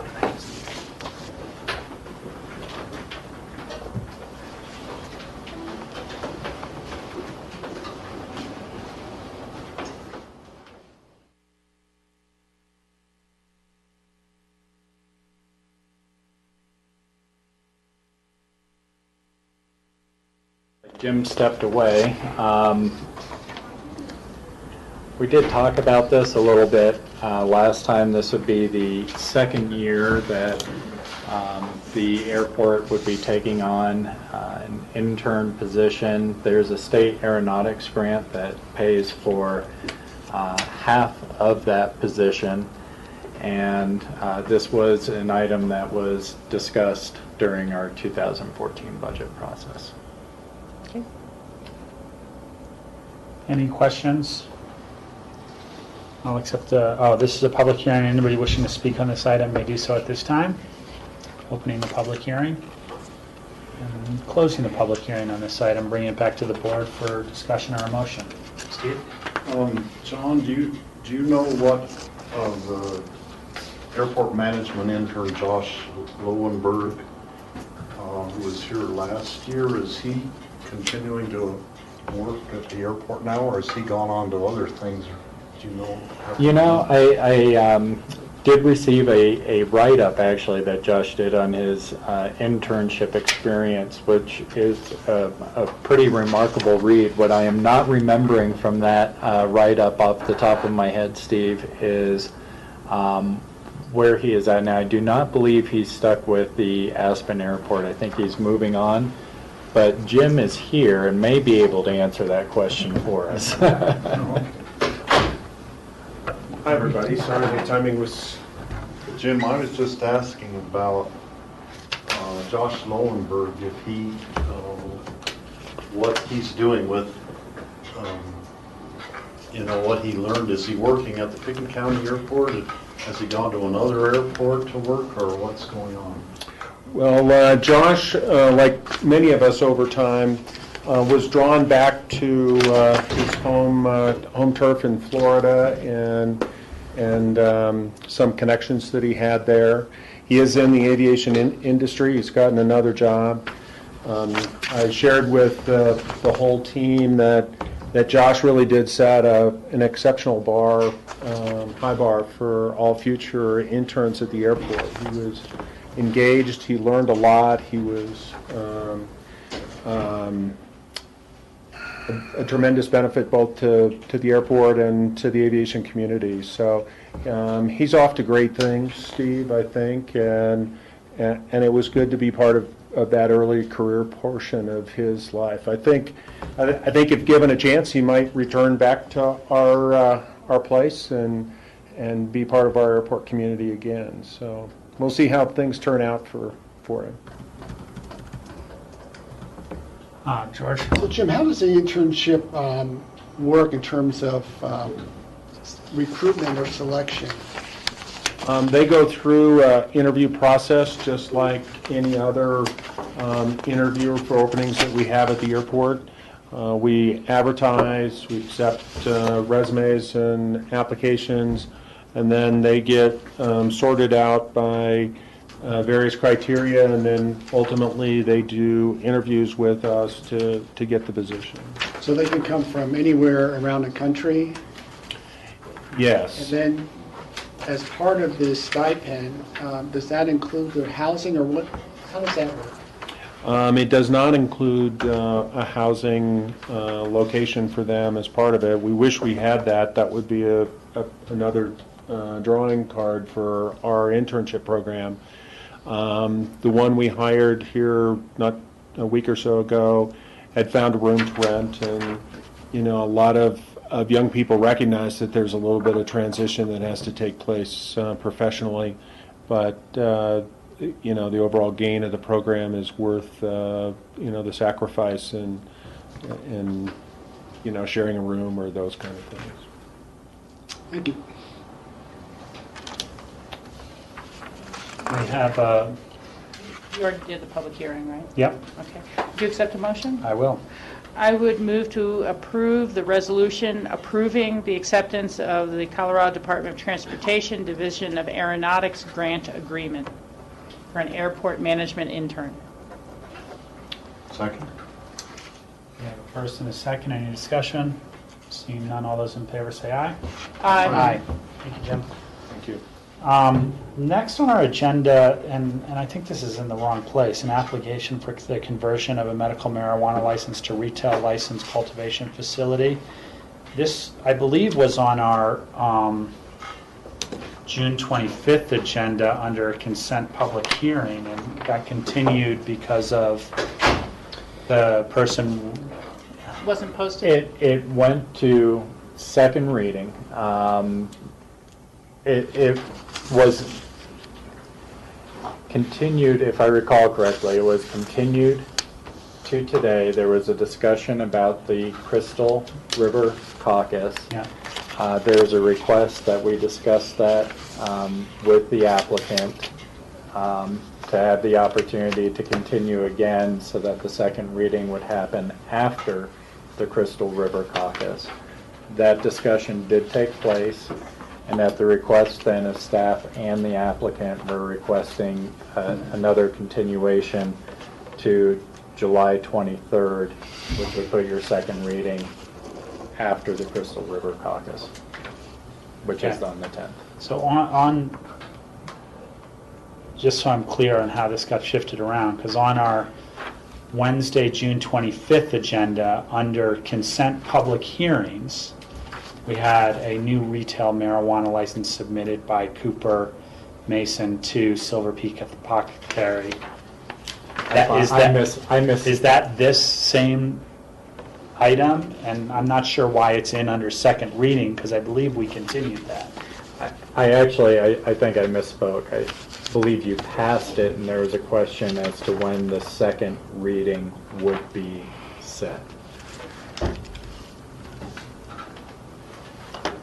Okay. Jeanette, do you have notes? The second reading is on the agenda on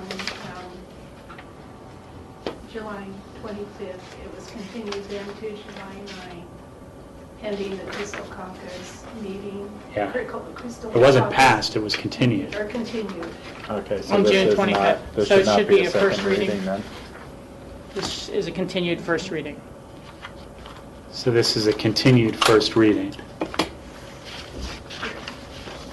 It's in Vernon. Sorry, I just want to make sure we get it right. And I'm going back to our minutes.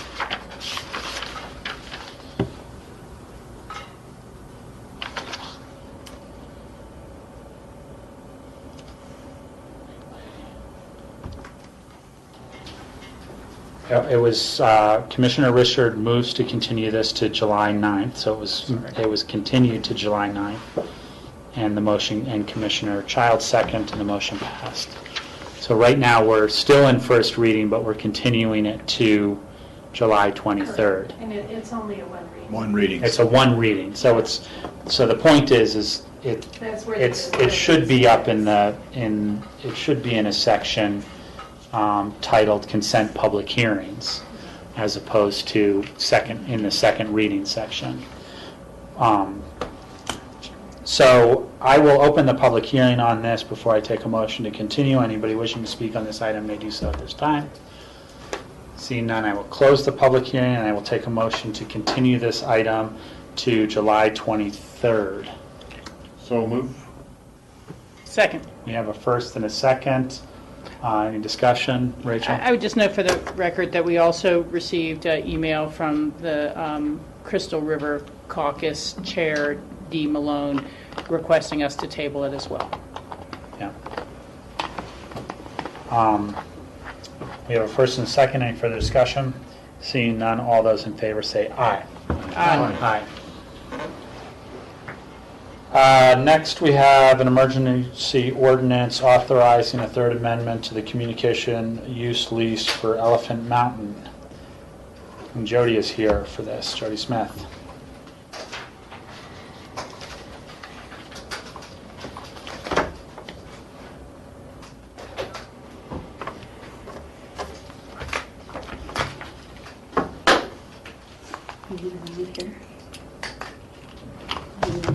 Yes, this is I'm Jody Smith. I'm the facility superintendent. This is a confirmatory reading for an emergency ordinance that was introduced on June 25th to amend the communications lease for Elephant Mountain and execute the plan of operations and modify for the building site and the landing zones that were not included in the original or other two amendments in the past. So this is basically a cleanup of that. The only thing different in your packet from the 25th is that we did include a couple of maps to help show you guys where this was.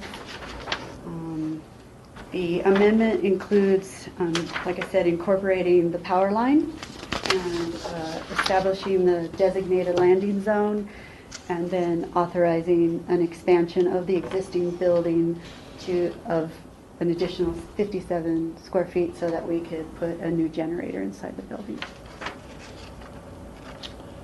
Questions for Rachel?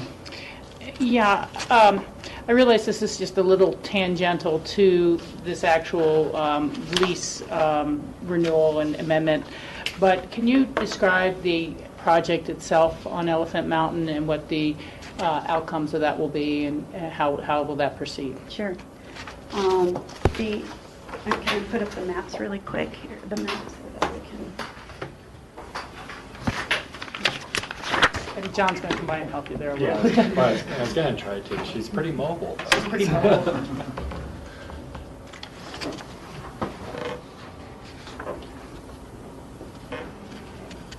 How's that? Pretty good. May need to bring down the focus a little bit.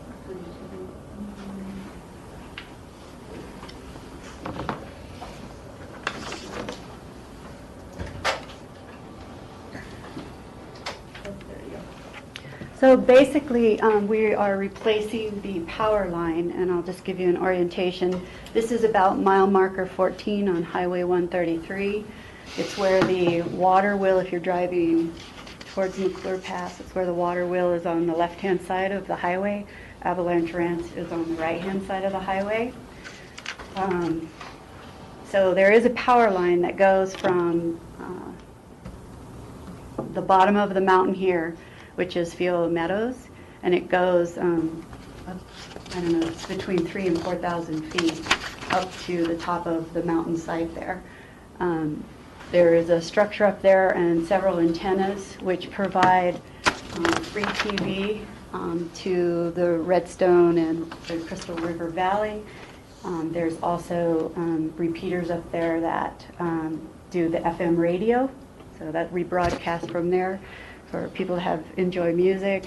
And then there's also public safety radios up there so that the police, fire, ambulance can operate up there. And then it also bounces off of Sunlight to Elephant to Williams Peak. So it's a whole system. It's not just an isolated, contained site. We also have Skybeam up there, and they are a wireless company where people pay them to have wireless internet. We don't have any other cell sites up there at this point, but the reason we're doing this power line is that it is 52 years old. The cable has been damaged due to falling rocks, animals, and just age of the material that was on there. 2 years ago, we went up and repaired it as the best we could to prevent forest fires and sparking, arcing, that kind of thing. And so it's time to replace it. If we look at this site up here, this is the top where we are actually working.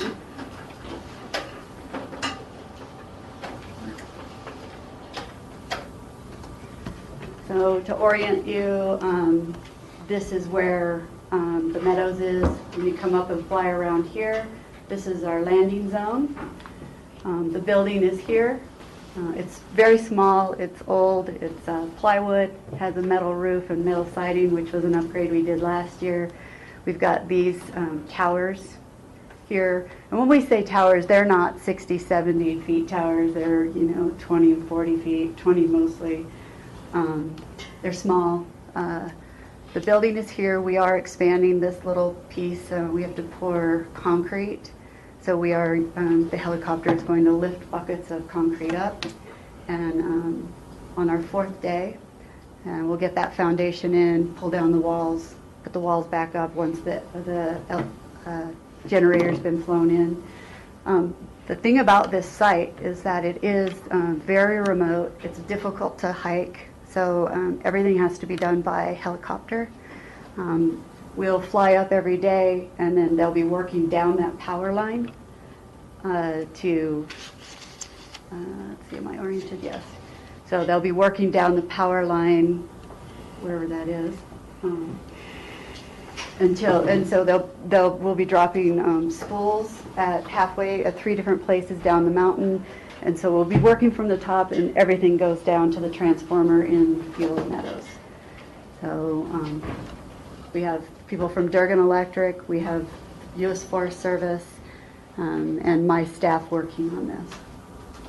Thank you very much for that. I really wanted to put the context in place that just a few years ago we had to replace the entire facility on Crown Mountain, which improved the reception and the transmission. And this is part of our ongoing maintenance of the translator system. George? And Yeah, Steve? Interestingly enough, in our land use public hearings this afternoon, we're going to have 2 applications for different cellular sites. It would seem like this would also be an ideal opportunity to have a cellular tower here to provide access for cell phones in Redstone. Has that been discussed? Or?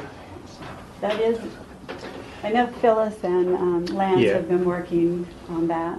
And if I recall correctly, George, and we may need to bring this back, but we did polygon mapping to look at both where we did not have service, but also to identify potential locations where infrastructure could be built. If I remember correctly, part of the issue with the Elephant Mountain site is actually too high, and it was overshooting some of the areas. And so it actually wasn't a good location for the cellular infrastructure. Actually, most of our translator sites are not. Yeah. They're too high. So it could be an opportunity for perhaps a site opposite that they could be bouncing back and forth across the valley, or no? I think we need a radio engineer to really help us out with that one. I don't know if I can answer that question. Steve? Jody, on the map it shows 5 different vaults. Yes. And is the power line laying on the ground the whole way, but then it's spliced at these different vaults? Yeah, the requirement from the Forest Service was that we bury the cable where we can. And so we will be doing that, a 6-inch trench where we can do it. It's not possible in every place, but yes, and then the vaults actually tie in. So up to vault D is actually buried at this point, and you're only having to replace from vault D to the top? No, the whole thing gets So replaced. the whole thing is going to be replaced? The whole thing. But part of it will be trenched and part of it will be just laid on top? Yeah, we won't really know what that looks like until we're on the ground. Okay. And are these vaults new additions or are they existing? They're new. Okay. Yeah. There are no current vaults, it's just one long line now. Rachel? And I understand the power source will be in a larger metal piping as opposed to the rubber that has deteriorated. On the places where it is above ground, will it be treated or painted in such a way that it really won't be reflective on the hillside? I don't know that we considered that before, but I believe that it's still a dark color, but I will look at that. I know that that's one of our restrictions on for the Forest Service permit, is even if we used concrete anywhere, we have to dye it. Nothing light colored, nothing that's going to reflect. So we have to pay attention to that, as well as water bars and erosion to ensure that we keep that integrity of that hillside. thank you for that. Would you Other questions? accept the motion? I will accept, this isn't a public hearing, it's a confirmatory reading, it's an emergency ordinance, public hearing, right, John? Yes, it is. Emergency ordinance? Yes. This is a public hearing, anybody wishing, I'll open the public hearing, anybody wishing to speak on this item may do so at this time. Seeing none, I will close the public hearing, bring it back to the board for motion. I would move to approve an emergency ordinance authorizing the third amendment to the communications use lease for Elephant Mountain and the execution of a plan of operations for modifications to the site and rebuilding of the power line. Second? We have a first and a second. Any discussion? Seeing none, all those in favor say aye. Aye. Thank you, Jody. Next, we have land use public hearings. We have 2 applications from American Tower, and I think Lance is taking the lead on both of these. Can we take that break? Yeah, I was going to Yeah, let's do it. now. These might be longer. Let's take a 15-minute or a 14-minute break, come back at 2 o'clock. 2 o'clock. Very good. Then they can set up.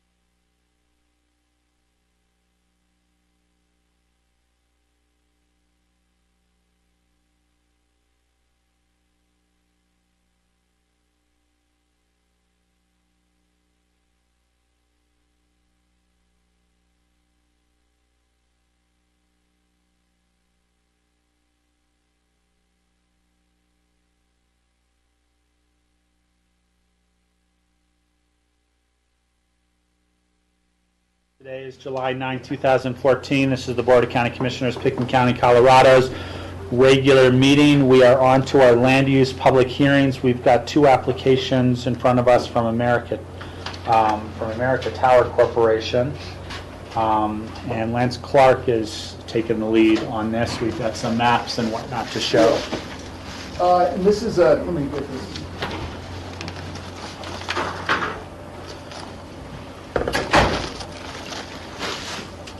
If I could, though it's two separate applications, two separate approvals or non-approvals, two separate resolutions because they're two separate sites. Yep. If I could talk about them together, because the purpose of these two sites is to fill the gaps in Highway 82. I mean, they're specifically located to be where they are to fill remaining gaps in Highway 82. So I think if I can just kind of talk about them together, then we can split them off when necessary, because they do have different heights and different configurations and potential different mitigation strategies that American Tower could put before us. But we have two representatives from American Tower, Michael Charlo, who is a site acquisition specialist, and Rebecca Aguirre. Gary.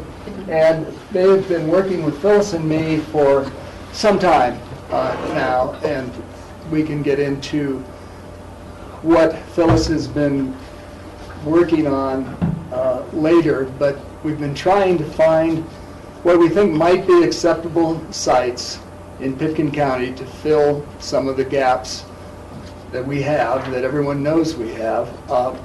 This particularly is just for Highway 82. It's not dealing with Redstone, it's not dealing with Frying Pan, it's not dealing with Maroon Bells or any of those kinds of things, but those are continually under study.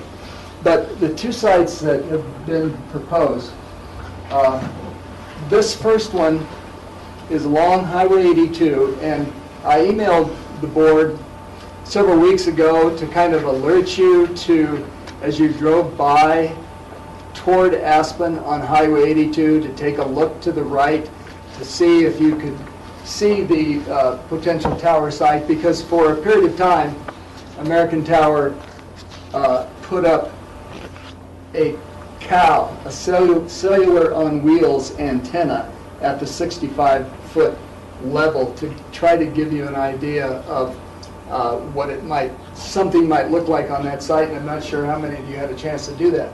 But essentially, what this is showing is moving up Highway 82 towards Aspen, about in the middle of the canyon. There is a site uphill on the right of the Up Valley Lane. This whole parcel here that is owned by CDOT. And CDOT intends to, as you can already see, they're using it for kind of a storage yard for equipment, for vehicles. It's a turnaround area.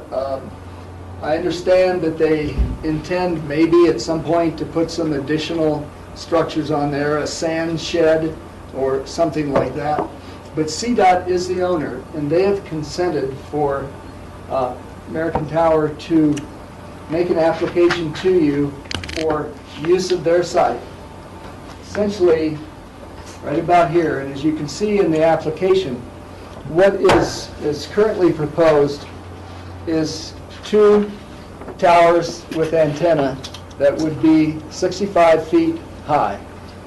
In talking with Michael and Rebecca, the likelihood of the second antenna is that it may not happen.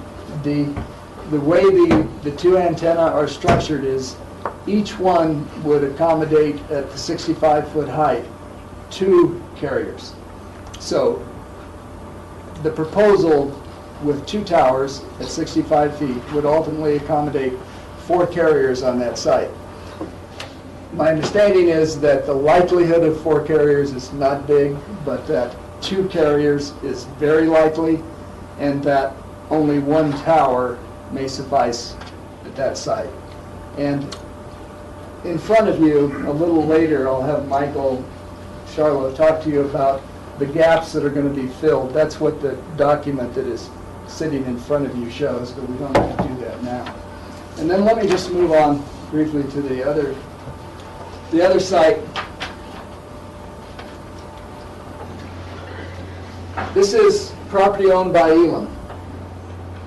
This being the Elam gravel pit that we're all familiar with. Kind of an interesting moonscape when you look at it from this perspective, but that is the Elam gravel pit. This is the Woody Creek subdivision water tower, the water tank, the green water tank that you see from Highway 82. This is the Elam storage yard for gravel trucks, and this is the temporary employee housing that is occupied in the summer with RVs and trailers, where the approval for Elam for 20 years includes the use of temporary housing during the summer months for employees. And the proposed site would be a leased area 100 by 100 just adjacent to that employee housing area. And what's proposed at this site, which you can see in your packet also, is an 80-foot tower, which would, I believe, could be built to accommodate 3 cell users at the 80-foot height.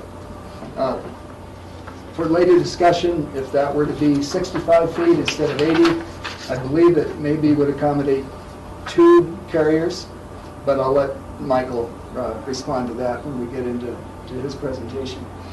The keys that, from our perspective, I think, in both locations, of course, is visibility.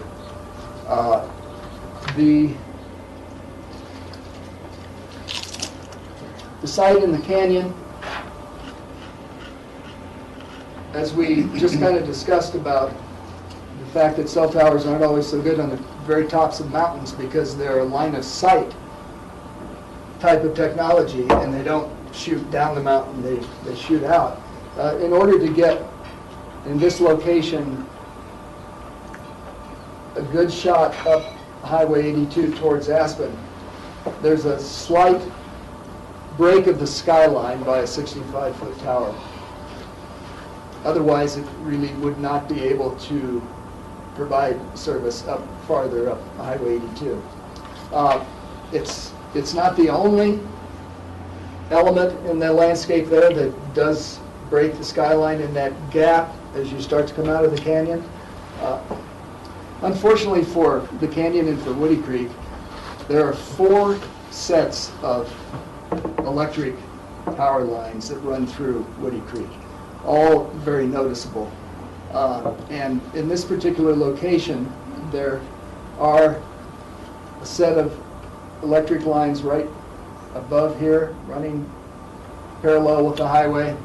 And then on the other side of the highway, there's another set of power poles. And those also are utilities that slightly break the skyline. So this would not be the only element that would. In this particular location, Michael will show you later, it would be probably helpful to do a stealth tower, to do a tower that did resemble in some way a tree, and he has some different examples of that to show you. Because up on this is a wooded hillside up here, and though they're not tall spruces and tall pines, there's a pretty serious wooded area, and that if a tower in this site were a stealth tower of the tree type, I think it would be very helpful. And my analysis driving by is that at 50 miles an hour, for the very short number of seconds that this is visible, that it would not be a serious visual element. Now on the other one, the proposed 80-foot tower over at Elam, it's again, there's like 4 layers of electric lines that run across this bench. The tallest of those are in the 70-foot range. So an 80-foot tower would be higher than those electric poles and would be noticeable. And also, this is a location where, because it's an absolute bench and barren landscape, where to do a stealth-type tower of a tree would not look natural at all. It would look tremendously out of place. So the proposal from American Tower in this location is not to do any kind of stealth tower, but to do a standard monopole with antenna on it and try to get the correct paint color on it that would give the very best year-round camouflage. If there were a 65-foot tower instead of an 80-foot tower, it would actually be below the highest of those electric lines that run through there, and the visibility would, in my estimation, be noticeably less. There also was a period of days when the temporary tower was set up at this location, and I don't know if any of you got a chance to see it, but it was at 65 and then at 80. And at 65, excuse me, when it was below the power poles, it was not so noticeable. At 80, it clearly was. These are being reviewed under our new code. If you remember, the previous land use code had a height limit for cell towers of 40 feet. And under that code, neither of these towers could be approved. It just simply would be a denial. But when we wrote the new code, which was just adopted in the last 60 days or so, we allowed the higher towers to be considered by the Board of County Commissioners under certain circumstances. And we did not have a specific height limit. It was discretionary. But the primary criteria for determining what would be the appropriate height for a tower were the extent to which a proposed tower fills unmet coverage, capacity, or technology needs. And I will let American Tower speak to that. The number of carriers that are confirmed to be located or may be located on the tower. The documented need for the proposed height based on these factors, as well as any concealment, camouflage, or screening techniques proposed for the tower. We also had some specific setback issues that we wrote into the new cell tower regulations. And one of those was that the tower should be located 200 feet from any existing residence that was not a residence owned by the person on the property who gave permission for the tower. And that if there were a site that had potential residential development that may not be developed yet, that there should be 200 feet from potential residential development. This property here, that is not owned by Elam, is zoned RS 20 or RS 30, I'm not sure which, but it is a potential developable residential site at this time.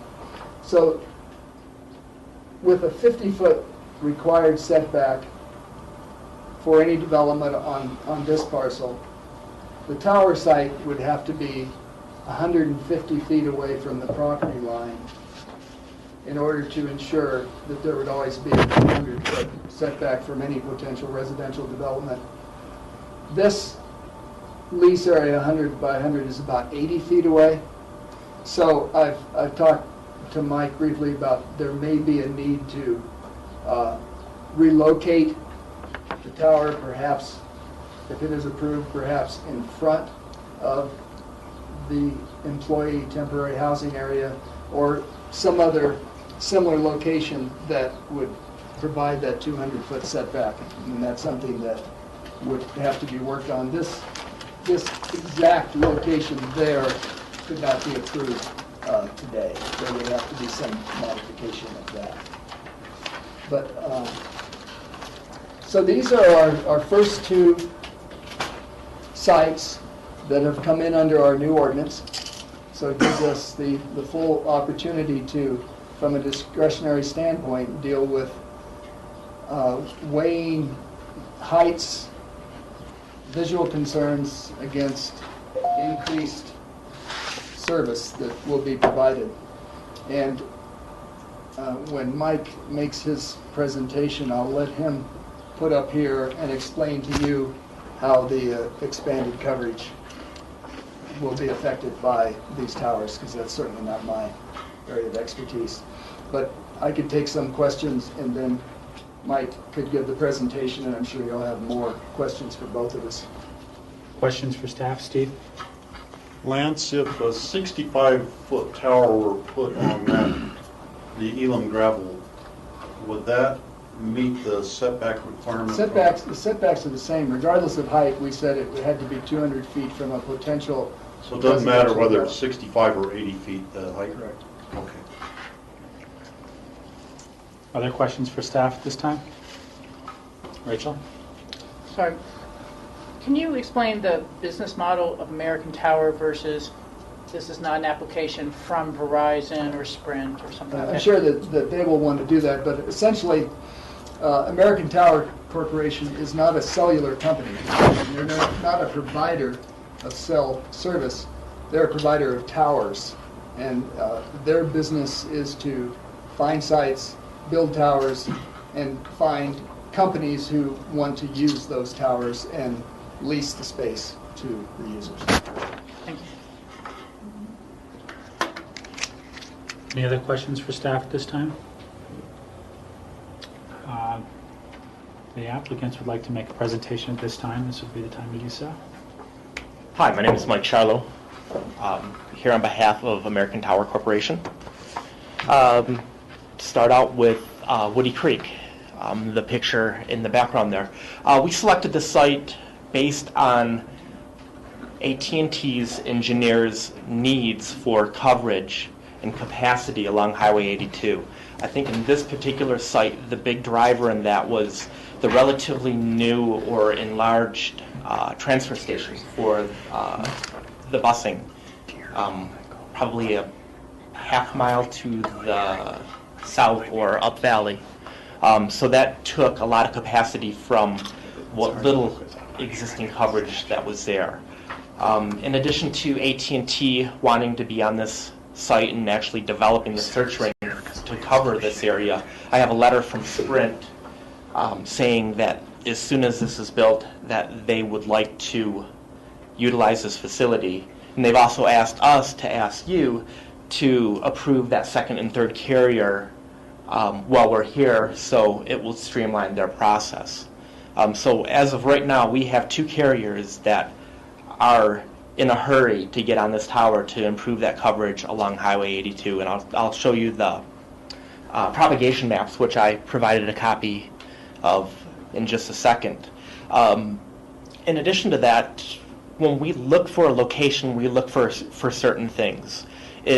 Within Pitkin County, the Elam gravel yard is about as consistent of a use with a communication site as we could find as far as a traditional non-stealth site. We're proposing a typical monopole tower that's not stealth because we want it to fit into the background as much as possible. We're proposing a chain link fence. The shelters that Sprint and AT&T would use are an aggregate veneer. They basically look like sand and rock. And the main reason for that is on the higher bench behind us, it's all gravel. And then around the man camp right behind where we would be, looking from Highway 82, is a 8 to 10 foot gravel berm. We think the transparency of the fence and the aggregate shelter would be the best way to mitigate any kind of visual impact that you would see from the highway. So that's essentially why we picked this location and then why we are designing it in the way that we are designing it. One thing that does concern us, we have two carriers on the tower already, and the current proposal is 80 feet. a third carrier would be able to utilize the tower as is, but the coverage would be diminished. Not so much along Highway 82, but the bank or the berm that's behind us, the larger one, is about 100 feet high. It slopes up, but overall height, we would lose some coverage going back up into Woody Creek Canyon. We can drop it down to 65 feet as a last resort, but like I say, that might necessitate a third carrier to come back here and to ask that the tower be raised. Something in between, I think we could make work, say a 70-foot overall structure, and then allow us to go 5 feet, have the antennas to go 5 foot above the structure. Maybe something in between that 65 and 80 foot would work in both aspects.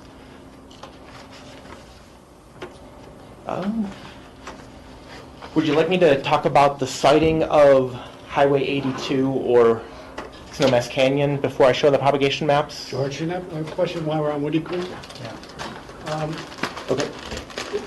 Is there a site currently, a tower at the racetrack? There's not. And There was an application that never was completed because of the residents that on there that they have never agreed to change the use of. But now our code would allow them, because it's their own property, to be closer than 200 feet to that residence. Yeah. That was one of the things when the code changed about that opened the door for that application. And I think Larry Slitterman was aware of that. Yes, I haven't had any communication with the Raceway since we denied the application for Sprint several years ago. Sorry, somewhat unrelated. So, any other questions on Woody Creek? Maybe we'll handle your presentations one at a time on this particular site. Steve? This would be a question for Lance again. If the adjoining property owner agreed to having a tower there, then it would be okay to have it on that site? Correct. And if they don't agree to it, then another site would be somewhere else on the triangle there. Correct. Now, have you looked around on the triangle side? I know those power lines are like right there too, and they must kind of limit the places that you could put something. We could move it a little bit towards Highway 82 into the north, because I believe that's looking due west. I mean, more there. Correct, yes, up into this area. And I guess in relationship to that, because we're talking about the 200-foot requirement that's in our new code, have you talked to the adjacent property owners to potentially get permission from them? From these property owners? Yes. We tried to contact them several times. The property was in some type of receivership out of Denver to an owner in Texas. We actually tried to contact them to lease the property and didn't get a response at all, and have not tried since. But at the time we were putting this proposal together, the new ordinance wasn't in effect yet, so we were kind of in a wait-and-see pattern regarding that. So I'm a little confused. Am I hearing from you that the 200-foot setback, which would be 150 feet from any property line, because there's a 50-foot setback on the other side of the property line for the adjacent property owner, is something that would not work anywhere on in this property? No, I believe we can make that setback if we go to this area, because the tower is, we could place anywhere inside the 100 foot by 100 foot. So if we put the 100 foot by 100 foot up here, the distance from here to the RS, I believe 2 or 3, would be in excess of 200 feet. And what about the distance from this property line? The other property is owned by Pitkin County. and it's not residential property, it's the trail. So no Not a potential, problem. okay.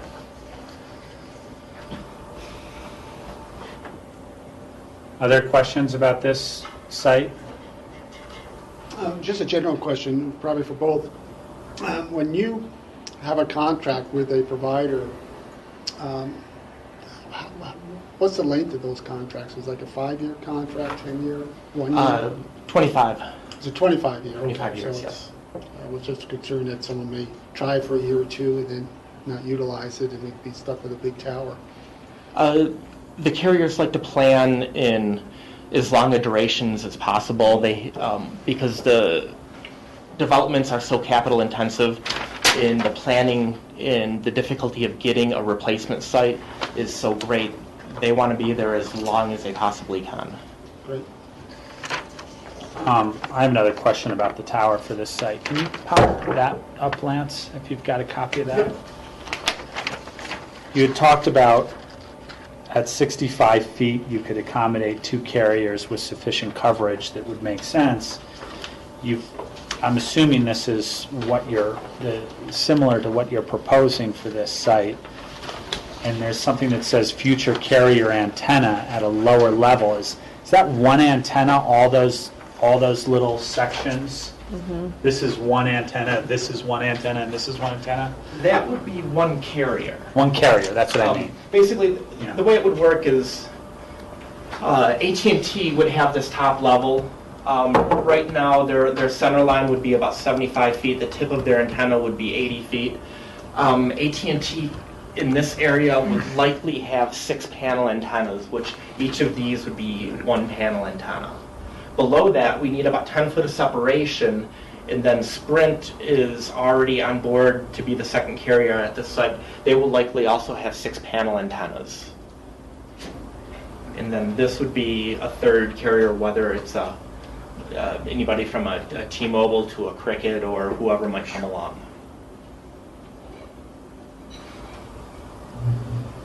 Okay.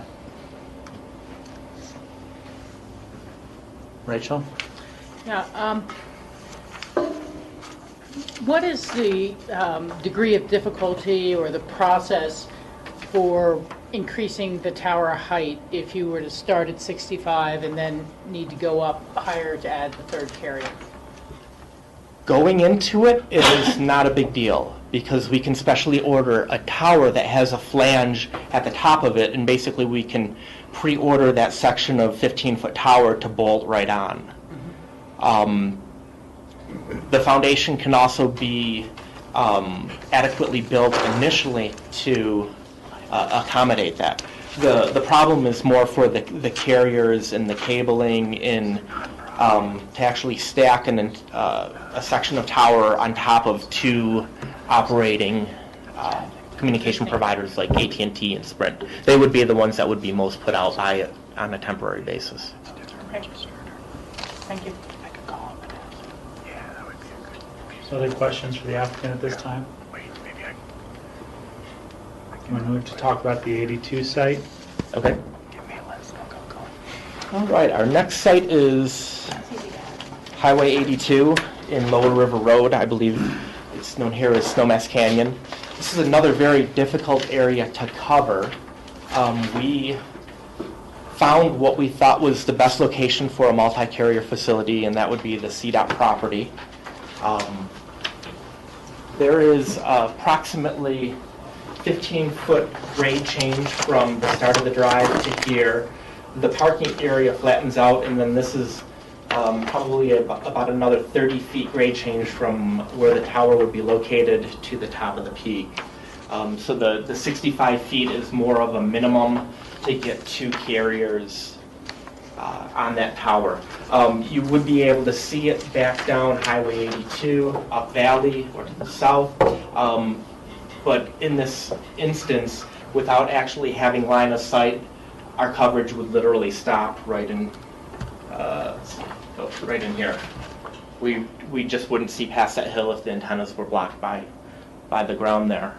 As far as seeing the ground equipment, we'd start off with 1 tower, 2 carriers, 65 feet, and then a shelter built into the side of the hill just because it's quite a bit of a slope. CDOT is almost positive they are going to build a sand shed right here, essentially from the drive at the base of Highway 82. You wouldn't be able to see our equipment at all through the sand shed that's proposed by CDOT, or the ground equipment for that matter. And then on this site, we have proposed a 65-foot traditional monopole tower. In the back of the packets I handed out, there are some examples of tree poles. If it suits the commission, we'd be happy to do that. Any questions about the location on this site?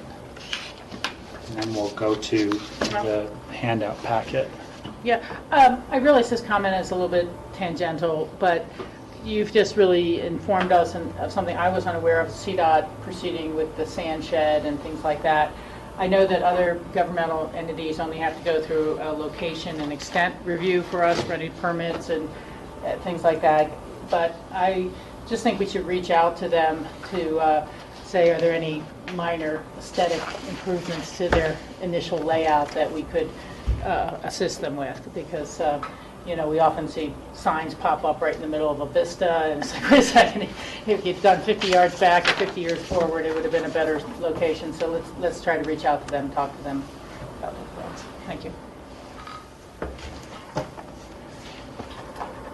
Any other questions?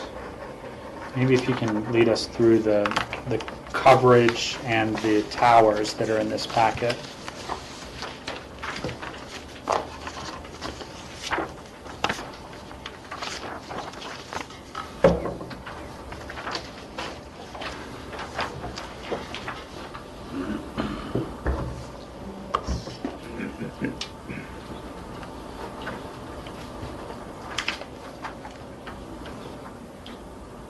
Had it before we started this. Let's see.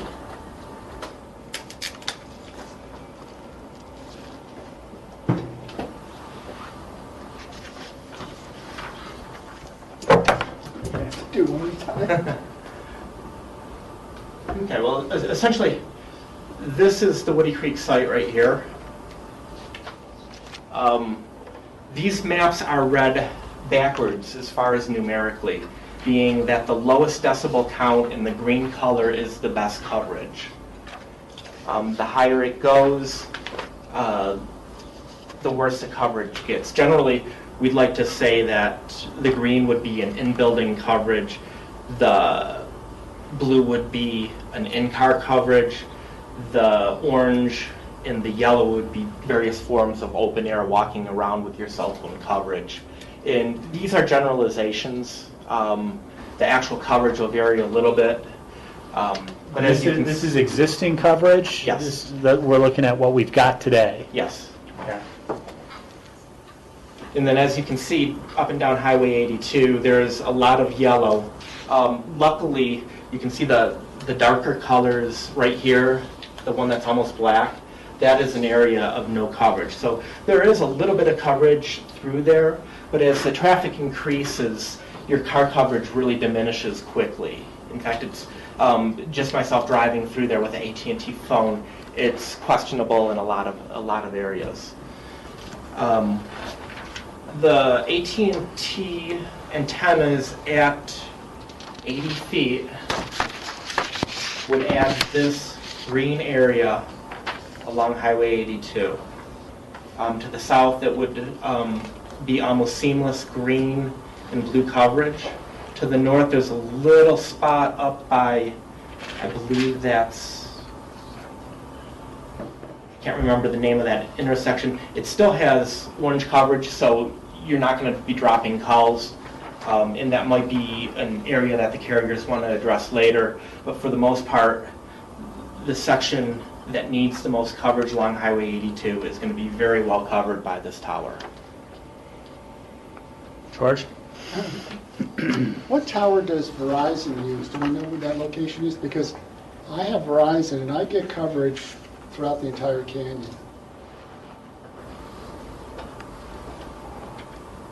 You don't know what their tower Verizon is the only carrier that I do not currently work for.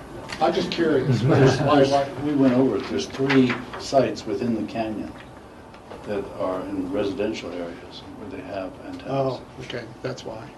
Yeah, thanks.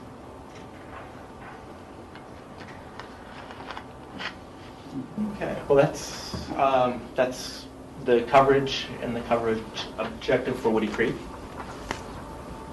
So Michael, if you could give a numbers, percentage increase of coverage, so are you going from like a 5% coverage to 80% coverage? What would the number be? That's a good question. That's why I asked it. Through here, through the yellow part, on a scale of 1 to 100, most of these yellow areas are in the 10 to 15 range. With this site, all of this green is going to be 100%. The blue would probably be 80. The orange, is going to be, the orange is very variable even on these maps. I mean, they're propagations until they actually have the antennas up there. These are generally a little bit more on the conservative side, but the orange is probably going to be in the 40, 50, 60% range.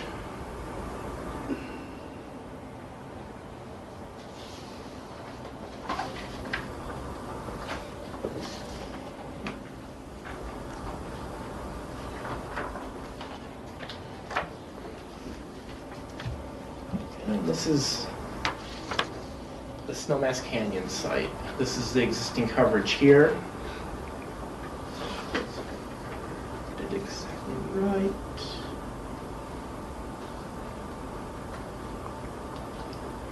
So as you can see here, there's quite a bit of yellow all throughout here. This has been a notoriously difficult area to cover. There's a lot of highway traffic in the aspect of it's the same amount of cars that are going through a mile north, but since it's such a tight canyon as far as the highway side, it's a very difficult area to cover. That's existing, and then when we add the coverage in, the residential area along the east side of the mountain will have excellent coverage. We're improving the coverage along the highway for several miles. We'll still have a little bit of orange, but this will essentially take a lot of the issue with dropping calls right through where the highway splits in that area. I'm a little bit confused on this map because you show a tower over on Lower River Road also, as well as the one over on the CDOT site. Yeah, can you point out the CDOT property on that map? I mean, I'm confused too. Yes, it'd be over here. So that's where the proposed site would be? Correct. Okay. Yeah, this is, you've got these two things marked on here. Yeah, and my RF engineer didn't update this map. The dot is the original center of the search ring. So that one that says Highway 82 and Lower River Road is non-existent? Correct. It's on the other side of the highway? Well, that's where they wanted us to focus our search. Because it's a residential area and we wanted to build a multi-carrier tower because we already had one carrier, we moved across the street to an area that we felt would be a better compatibility. Okay. So then on your title, though, you're showing Highway 82 and Lower River Road. So is this green coverage actually from that tower? This tower? That tower as opposed to the one? As opposed to well, that tower doesn't exist. There's no tower. This is a tower. But what is this map representing? This map, because the title says Highway 82 Lower River Road existing and proposed. So is this, if you were to build a tower on Lower River Road, what the coverage would be? Which isn't before us as an application. You are correct, yes. So this map doesn't mean anything to us because it shows something that you're not applying for. Correct. It should. Okay. That should be across. So this map shows data for an application that's not before us. Correct. Do you have a map that shows what the coverage would be with the proposed tower? I don't. That's what I think Steve was trying to ask. Yes. Yeah, that's why I So was this map confused. doesn't do anything for us. Yeah, this is their concept map. Okay. And yeah, it didn't get You updated. were representing this map as if this is what the coverage is going to be Okay. if this I see your application point. passes. And that's a misrepresentation. Okay. It would be. That's a representation that if you put a tower where this dot towers. is, yeah, or, you So know, it would be, the coverage would be similar to this, but not exactly. It would be very similar to it. yeah, okay.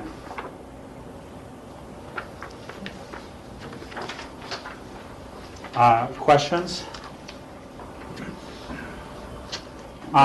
My question about the stealth towers. So the proposal is for a stealth tower to be put up on the CDOT property. What's the proposal for the tower that would be on the Elam property? Just What you saw. what we saw. So just a tower, no, it would be bare and open and exposed because a tree would look foolish there. Right. Yes. As if a tower wouldn't look foolish there. In the situation with Elam, there's several 70-foot steel towers that would be similar to it that are running high tension line or running the high. Yeah, okay. And we could paint it beige or something to mitigate that even more if you would like. Other questions? Rachel? Yeah, I'm wondering if you could describe what you see from your experience for cell service and, you know, other broadcast purposes happening in this area if there are no new towers, if we're not able to find appropriate locations. Well, the capacity needs will increase because every generation of phone is more needy as far as bandwidth. And the further you get from the tower, the less the bandwidth. So those heavy users closest to the tower are going to use all of that bandwidth, and those orange areas are going to turn to the yellow bad areas, and the blue areas are going to turn to the orange areas as we lose capacity. Thank you.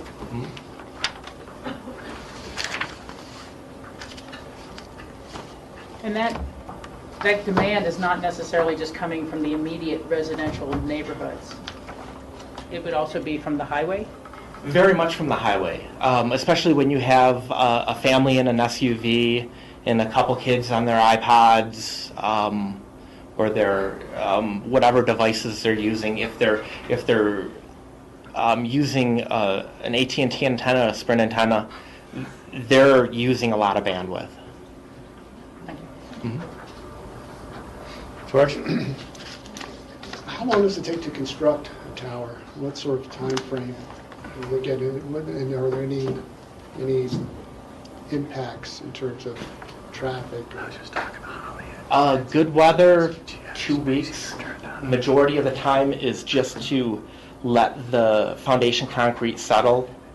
Once that takes place, they can stack a 60 or 80 foot tower in a couple hours. One small mobile crane, and then a couple service trucks would be all the traffic that this would require.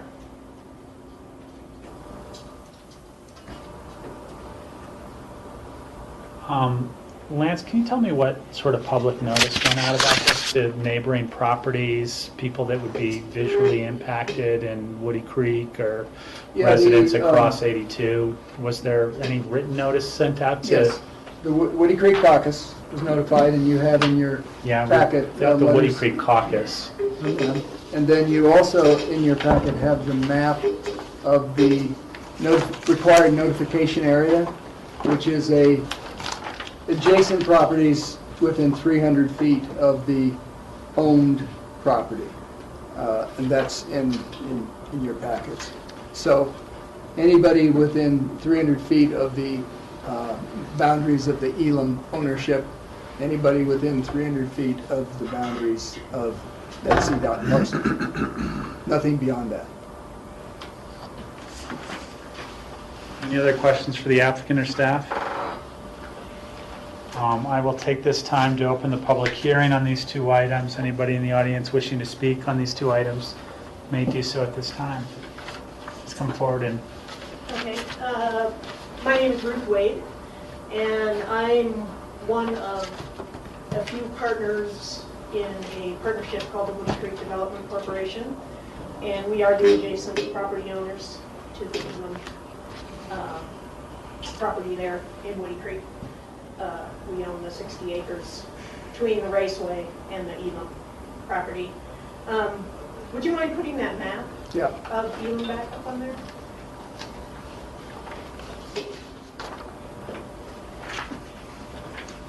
So this property? Yeah, yes. And one thing I wanted to note on that map, if you see the little finger of property that goes between the two Elam properties, that's the road, and that belongs to the Woody Creek Development Corporation as well. I think Elam has been using that road for however long they've been there, and I think originally that was sort of a gentleman's agreement between the original members of the partnership who have all passed on. So anyway, I just wanted you guys to know who owns that road there. And also, I can't speak for the partnership today, but I think we wouldn't be opposed to the cell tower, but I think we would want to maintain the 200-foot easement there just to maintain our possibility of building envelopes on our property there adjacent. So, thank you. Thank you, Ruth. And Lance, just to be clear on the new code amendment that we recently passed, the 200-foot setback wouldn't prohibit an adjacent property owner from building within that 200 feet. It would prohibit the cell tower from being built in that area. So actually, if this adjacent property owner agreed to this location, they could still build a house closer to that cell tower. Correct. And I just want to make sure that it's the 200 feet only applies to one group, the cell tower building, not. Correct. Yeah. You can always agree to build within. Yeah, they could always, as long as the cell tower is located 200 feet from where somebody could build, and there's a 50-foot required setback here. Yeah. So nobody could build closer than 50 feet. Yeah. So in the absence of having any existing residential development, to ensure that we would have 200 feet, then this location would have to be 150 feet away from the property line. Yeah. Absent their agreeing to let it be closer. Yeah. Which is why I asked, they potentially asked for an agreement, because potentially this is a better location than closer to the trail, closer to the bankment for visibility of other properties. George? So lacking that agreement, and Ruthie just said she hasn't had a chance to talk to partners, we really can't approve this land use application here at this location. The type of approval, if it were to be approved, it would have to simply say the cell tower shall be located 150 feet from this property line.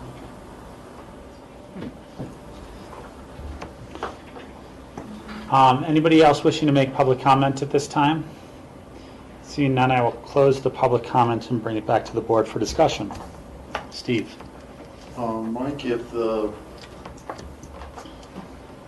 it okay with Elam if the tower is located somewhere else, like over on the other side of their parking area?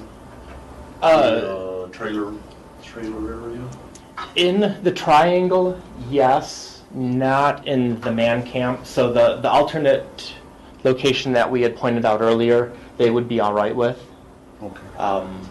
Other than that, it seems like there's a lot of plumbing and a lot going on just to the... Near the water tower? Yeah. This area we couldn't do anything with just because there's a lot of piping going in and out of that water tower. This would be essentially the only area that we could move to, and we could meet that setback, and I believe Elam would be all right with that. He just wanted us to make sure that we stayed on the small triangle and not on the larger quarry parcel. Rachel? Yeah, this is for Lance. Lance, were we clear enough with the original ordinance that is it 200 feet from the base of the tower, or is it from the footprint of the facility that they're going to need with support, sheds and everything like that? I believe the language is the tower 200 feet shall from the be tower. located at least 200 feet from the potential residential development. Okay, I just wanted to make sure that was really clear, so when you're looking at your ground layout and footprint, it is the tower itself that must be the 200 feet away. Are there questions or discussion from the board? Are you ready for any motions? Sure. Oh. Steve, Michael, Michael? The real dilemma here is not proximity, it's actually being far away. So if you're across the river at this site, if you're across the river, the view of the water tank is perfectly clear and has bothered those people for a long time, particularly since the water tank is painted sage green, but it's more like circus green. So it's really been an imposition on people across the river. It's actually you get a clearer perspective on it from distances, not from proximity, not from the trail, and not from Upper River Road, but from across the rivers where you see this. And the same holds true in the snowman site. It's not really from the vehicles, it's from a residence across the road in Old Snowmass that you see it. And that's problematic. I don't know, I don't know how to... This is more of a warning than it is... I'm for more cell towers. I'm for better communication, and particularly in the Snowmass Canyon, where it seems that we essentially have an accident there every day in the wintertime, and maybe every 3 days in the summertime. We need better communication in that canyon. But I think once these towers go up, the neighborhoods will say, what? Just as they did with the water tower and it's not a particularly tall water tower. The circumference is large, but it's maybe 30 feet tall. But it's highly visible from across the road. So here we go in this grand experiment, and we'll have to see what the neighbors say. I think putting a stealth tree in the canyon's a good idea. I don't really know what you do about this site. On the other hand, the site is littered with, there's the moonscape that Lance referred to. There's the chaos of power lines going up. There's a man camp. There's a dump truck parking. I don't know. I'm equivocal about it because it's going to impact some neighbors who live in nice residential areas across the river, and it's going to make this industrial site, the only man camp in Pickens County, worse. So I really don't know what to do about it. It'll make our communications better. So we have to balance that somehow. George? Lance, on your where'd I find this? In the resolution, it doesn't speak to setbacks in the resolution. So would that need to be added just to confirm that that current proposed site would not work, but as long as it's 150 feet back from property line, it would work? I didn't notice it. Yeah, number 3, the location of the tower shall be altered to meet the standards of Land Use Code, Section 430. Okay. 40 in relation to setbacks. Okay, so that covers it. All right, thank you. Rob? Yes, Steve.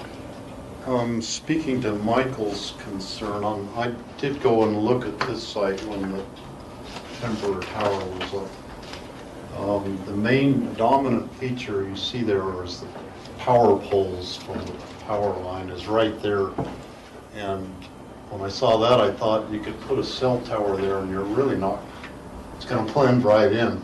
If you put a fake tree there, it would stick out like a sore thumb, but a regular cell tower there would blend right in with the power poles and everything else. So it is, you know, it's basically an industrial type of site right now and will be that way at least for the life of the gravel pit, which, you know, will be for a long time. So I think I'm all right with just putting a regular cell tower there. I'm not trying to camouflage it in some fashion. Rachel. Yeah, thank you. I think Michael hit the nail on the head with the dilemma that a lot of us face in approving things like this, which are changes to the landscape. And I thought a lot about some of my own travels, and I was just up in Alaska with the Western Interstate Region of National Association of Counties Public Lands, and I noticed a lot of cell towers along the various highways, and you know, they have the most stunning scenery possible, you know, second only to Picken County, but you know, you knew they were just part of the infrastructure of having a safe community and a community that's connected. And all Western states have been really struggling with this digital divide, where can they get good cell service, can they get broadband, are they able to download, can they, you know, surf the web and compete the same way that their neighbors on the Front Range can, or in more urbanized areas.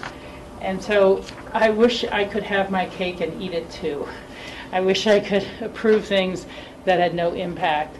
But in weighing the good and the bad, you know, I think we all went through this conversation initially when we've talked about our goals of expanding cellular service, broadband service, modern communication services throughout the county in areas that are underserved, that there would be trade-offs. And I know for myself, I said, you know, I'm more willing to accept height than proximity to neighborhoods and residential homes. Both of these sites seem to fit into that criteria. You know, there are just changing data needs, and it's not going to decline.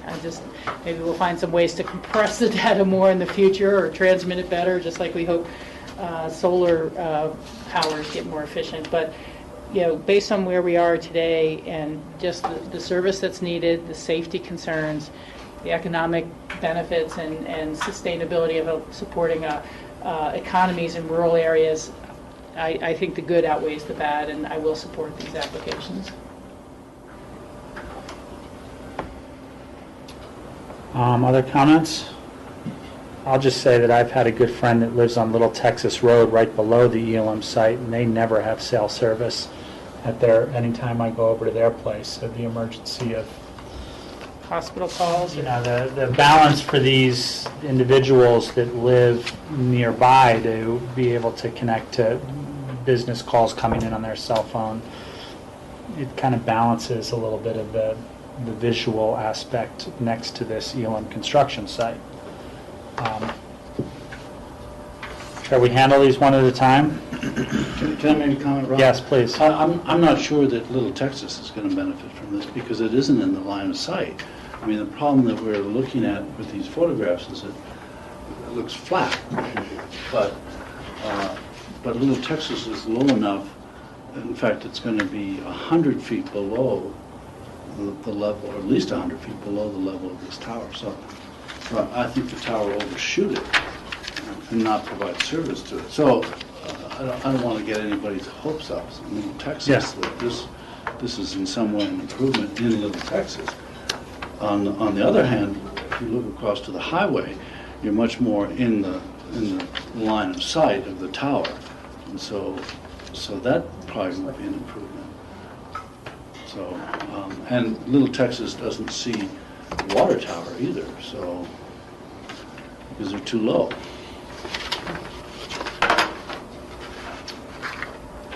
Would moving the tower over to the other side of the property, that would actually make it more closer to the edge of the breakover? Maybe do make it a line of sight down into the lower area.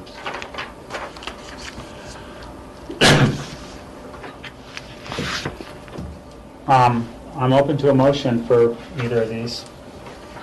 I would make a motion to approve the American Tower Corporation Woody Creek / Elam special review for a cellular facility. Second. And just to be clear, because there was some question in the beginning, this is at an 80-foot height. I think that, yes, I would just approve it as submitted. I don't want to see it come back again and again. You have a first and a second. Any discussion? George? I'll just add to my comments. It's reiterate what I've heard. I think as we move into this new realm, compromises are going to have to be made. We've heard consistently from our underserved areas that they want cell service, they want broadband, and so sacrifices will have to be made knowing that. As we continue to look at other opportunities, whether it be up the Crystal River Valley, the Frying Pan Valley, Castle Creek, Maroon Creek, all of our valleys, which are all pose challenges, but our citizens are saying that they want this service, so they'll have to know that there are consequences that go along with it. Michael? Yeah, follow up on George. The problem for me is that the citizens who suffer those consequences are going to come to me because they're in my caucus area, and those are going in my caucus area. So I support this, but I want to know that I will refer people back to and you can tell them face to face that the consequences, and they're going to say, as they did with the water tower, it lowers my property values because I now offer somebody a step out onto my porch across the river that once looked at the river and a bank that had nothing on it, to a water tower now with an adjacent cell tower. And so if my property values are lessened, I'm going to have more difficulty selling my house or accruing value in my house. And those are the real consequences for people, not an abstract consequence. Those are real consequences for people.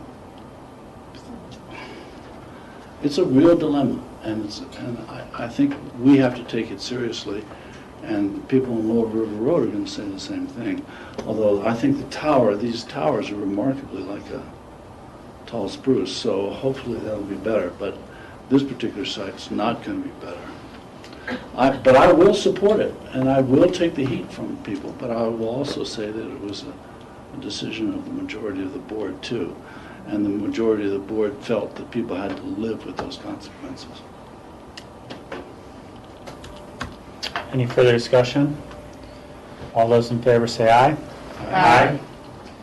I will accept the motion on Rachel. I would move to approve the American Tower Corporation Highway 82 Snowmass Canyon special review for a cellular facility and requesting the stealth tree tower with more branches be the selected design. Second? We have first and a second, any discussion? Lance has I did a question as to whether that the second tower was somewhat out there as to whether or not it was needed, or is this the approval for both or for one at this location? Yeah, that was going to be my question. Well, if I could interrupt. Sure. I thought that it would be better for the company to build the foundation for two versus having to build for one than having to do a new concrete platform. That is the case, And they would come back for an additional approval for the second one? right? So the motion would be the approval for one tower, but two Basis. foundations. But the second tower would require further review? I think that that's acceptable. That's, And it would be the stealth tower, and which, if I could just at this point, Lindsay Utter in the open space department actually is sort of a expert in camouflaging okay. with paints, and I will work with her on both what would be the best color for the Elam site, as well as what we think would be the best stealth branch thing we can come up with for this site. And don't match the water tower. Gotcha. Yeah, Rachel. that's acceptable to me, but I guess I'd just like to footnote, I think this 2 branch per foot tree It's not as good. is not acceptable. It's really stands out.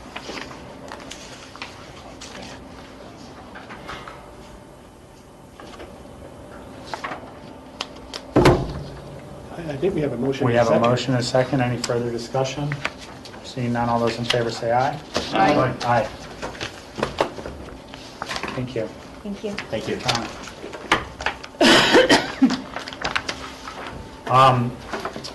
We'll take a break before our land use actions, but I did want to tackle one open discussion issue before a short break. Okay. John and John?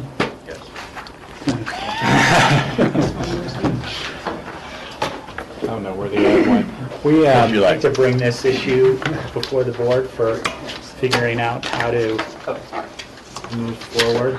This is, You're referring to a special events liquor license? Yes. I just had a brief conversation, one of my exits from the room here with an individual in administrative capacity in organizing the effort for a special event being sponsored by Jazz Aspen at the Chaparral Ranch and their large barn facility down there. I think that they are actually in a position where they can conduct their event and not be in violation of any state or local law. So, okay. What other So discussion? no need for further discussion. I think there was concern because there was a ad in the paper for the event, which is next week, Wednesday, 16th. For which they had not yet obtained a special event permit or event liquor license. I don't know if it's new staff on board, but they apparently did not realize that they had to get either of those things. And so we have been working to identify the issues there and see if there's a way for us to work with them to get the appropriate permits for those events. Okay. Michael? Well, it's fine to work with them. How do you work with the neighborhood? How do you tell people, we approved, the county approved a subdivision with a barn, 4 horses, for residential purposes, that is now being used for special events, parties, that kind of thing. How do you work with the community? How do you tell the community that when you put in a subdivision, you're actually putting in party centers throughout the county? So for some reason, this summer has been a point of real contention, whether it's fireworks and Old Snowmass, whether it's a wedding celebration in an alpine meadow, or now a very large, it seems, took a half-page ad in the paper in a residential neighborhood. Nobody was expecting that to happen. Now it's happening all the time. So how do you work with the neighborhood? I mean, I can understand facilitating and re-educating the. Well, how do you tell the neighborhood this is what happens when you approve a subdivision? And we had this discussion with Aspen Valley Ranch. We said, listen, we don't want you to have parties up there. And they said, well, we should be able to have parties up there. What if I want to give parties for, and the attorney cited his 150 employees. How do you work within there? How do we do that? And I'm posing that question to you guys as well. Yeah. I mean, it doesn't, I mean, it may be fair for the people who are giving the party who didn't do the proper planning to expedite this for them. But is it fair for the neighborhoods to say, we're going to have essentially parties revolving around, and apparently the fireworks were heard in Woody Creek too. I believe they were. And so something is fundamentally wrong here, or we don't know how to address it in a way that's equitable for the people in neighborhoods. And what's going on? I mean, tell me what's going on. Rachel? Well, I'm not sure I can tell you or answer your questions exactly, Michael, but I know when we just enacted the special event moratorium in the rural and remote area, it was brought forward to our board at that time. Do you want this applying countywide or in larger areas, or do you want it just in the rural and remote area? And we made a decision to just contain that moratorium into the rural and remote area. And it related to tents, and it wasn't specific, but I think Steve brought forward neighbors' concerns about barn parties consistently in his area. I remember attending a Chaparral Roaring Fork Conservancy event probably 8 or 10 years ago. I'm not sure that they have been having them consistently and every other weekend or anything like that. And it has become something that we do ask about and consider special regulations on some of the new approvals we're doing going forward. It really is that balance between community rights and private property rights and the enjoyment and use of your own property. You know, I was not a part of approving the Chaparral barn, or, you know, whether the board at that time really thought through should there be additional restrictions or a limit on the total number. You know, it is that balancing of having events that support institutions that are part of our economy as a resort community, again, versus how do you minimize or mitigate impacts to the neighborhoods when those events are held on a private property. So I guess I was confused more by our staff saying there was a way for this to go forward without us formally endorsing a liquor license and or the special event permit. I mean, I'd like to make sure TIPS training occurs, there's a transportation plan, you know, I noticed the neighbors and things like that. I don't know that I want to throw the kibosh, unfortunately, on an event that's a week from now. And I think that it would be good for us to really have that county-wide policy based on the input from the caucuses and our own staff, but we don't have that in place right now. George? Yeah, here's another classic case of, you know, plead ignorance and ask for forgiveness afterwards. And we just had that not that long ago, because I questioned Jeanette on a special event at the Airport Business Center that came in at the very last minute, and we felt under the gun, backed into the corner because it was going to happen 2 days later. And we said, well, this can't happen again. And so how do we address the neighborhood concerns? I think we address it by being able to ensure them that there's going to be an open public process, that they're going to be notified that there's a special event being planned, that there's a request for a liquor license, that they have the opportunity to make comments, and we can take that under advisement and make a decision, versus just carte blanching these liquor licenses just because someone hasn't done their due diligence. Would we allow the bike race to go through without having gone through our public process and permit system? We would not have. It's a larger issue, larger event, but it's still the same philosophical issue. So I agree with Michael. I have a major problem with this. It's the first I've heard about this. I didn't see the paper today, but John? I would not cast this particular event into that category of a ask for forgiveness type of a scenario.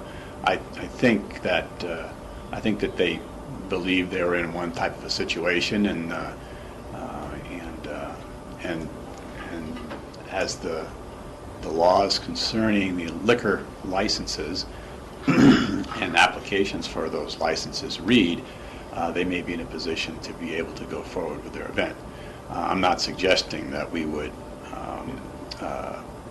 shy away from or cut corners on any of the liquor license requirements.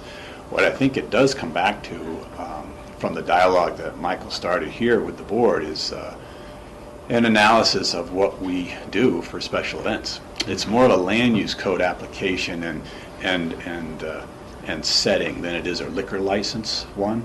And the continuation of events throughout the rural areas of the county really comes down to a land use consideration and how we allow special events permits from a land use code perspective to be issued. And that's just a broader discussion that is just, as Rachel said, it's just not here I yet. understand it, but the applicant, the proponent would still need to go through a process. For a special events permit, not necessarily for a liquor license, because of the way their event is structured. And that's what I was implying by my comment. I think they might be in a situation of being legally compliant with all rules and regulations based on this event. Now, that's just concerning the liquor license aspect of the event, not the special events permit itself. And the special John, events permit. Have you spoken to the proponent? I spoke to one of the administrative workers who's organizing this event. At Jazz Aspen Snowmass? Yes. But they are serving liquor, right? They are. And they're selling tickets, aren't they? They are. It sounds like a public use of liquor to me.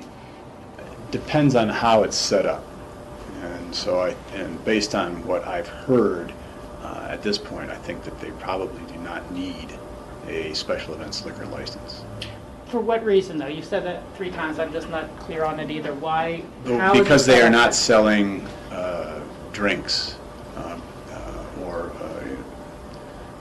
wine, beer, or other beverages. They're giving it away.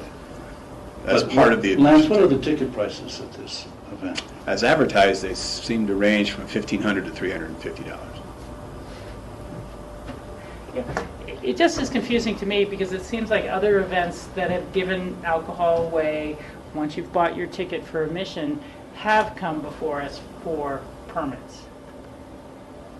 And was that all unnecessary in the past? And are we sending the word out to this event that, that in the future you don't need to come before us for a liquor license? I'm not sure. I'm not sure what other events might have fallen under the same parameters as this one is proposed. But as a land use action, John, the barn and the subdivision itself was approved for residential use. As a land use element, it's totally different from the liquor license. Right. And that comes ultimately back to what the board wants to allow, either through a permit or through a special review, or simply allow as a use by right in any given, zoned area. What are the uses? Do they have a use by right to have a public event that they sell tickets to at any residential? Can I give a house party open to the public as long as I get $100 from every person who attends? Well, as far as the implication of the special review permit from a land use code perspective, that I still need to take a look at. I've only had a chance to look at the liquor license implication. So on a sort of on a technicality, on a loophole thing, since they're not selling wine by the glass, but it's included in your ticket, somehow it precludes a liquor license. I can understand that, but still these areas, and I think every area, every residential area is entitled to an understanding of what uses are going to occur in that residential area. And so there's going to be families, there's going to be dog walking. In the case of Chaparral, the barn was expected to house horses, so there was going to be horseback riding, and it was going to be one barn for the entire property, so there weren't barns spread throughout the property, which made sense, good sense at the time. But there was never any mention of special events that would include members of the public traveling there, consuming alcohol, leaving there. And so I think we do need to clear up the expectations in residential areas of what actually activities are going to be allowed there and what uses aren't going to be allowed there. And we've failed at that, I think. And we're looking at it because of the events of this summer, but I think it should be one of our top priorities to make this clear to people. And maybe it's, and summers apparently are just parties for a lot of people. And it's good to have places to have parties. So maybe we outline places where special events can occur, and that's fine. But they're not. People aren't going to have their own special party Olympics every weekend in whatever location they choose. That's my feeling. We just have to get this under control. George and then Steve. I wonder if there's an opportunity, Sydney or Ellen's not here, but Lance and Suzanne are here to pass it forward. So going to look at master plan updates for all the caucus areas, that this is a topic that caucuses could or should be discussing as well and providing input and suggestions to us. We've already talked about that, and they intend to do that with caucuses too. Yeah, and do you mind if I jump in? Okay. So, just as a reminder for the board, when we did pass the moratorium, the direction, at least that staff understood that was coming back, was, Mike, I think very similar to what you're talking about, and George, what you're talking about, which is we need to come back with a set of expectations and understanding how we're going to regulate this. And I think particularly this summer, it's gotten really high on people's radar screens because we've had some significant events in the rural areas, not just rural and remote, but rural areas. We're continuing to see that. And so what we are doing is looking to bring on some, we're probably going to, given the fact that we're in the middle of all these rural master plan updates, we have included this as a topic item for those discussions with the caucuses during the area master plans. We also need to look at, what kind of zone districts, is this appropriate in, not? What do we, what kind of restrictions do we want to have, not want to have, and expectations for a community going forward. And so that's part of the dialogue as we go through our rural community master plan update, and also as an additional special project to kind of figure out not just special events, it's really events that are happening on sometimes a regular basis that are impacting our community, and some of them may be appropriate, some of them obviously aren't, and we have to set a clear set of expectations for staff to be able to manage, and also for our communities. So that's part of what we hope to bring back to you through the rural master planning process and through the direction we got to bring back a set of recommendations for managing not just temporary structures, but really how do we manage the impacts of events going forward. So we believe we've gotten that direction, and we're starting to move forward on that. But I think, Michael, as you pointed out in one of our earlier discussions on this, is if you act precipitously, you have really unintended consequences. So let's be deliberate and really march this forward. So staff has that direction, and we're moving forward along those lines. This is, an example of what's happening this summer. This is an issue that came up in the paper.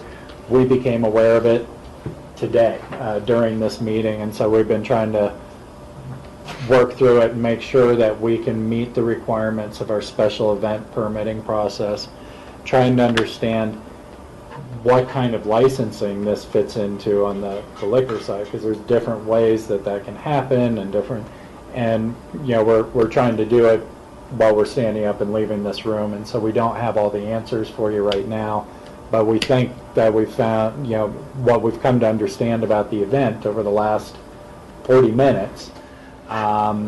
We think we're seeing what paths need to be gone through, including our special event permitting process, which is an administrative process. We tend to bring the larger events like the bike race and X Games and those majorly impactful events to the board for consideration. So that would be an administrative process, and we've been looking at, can we meet our requirements for that permitting process with this? And we think we can.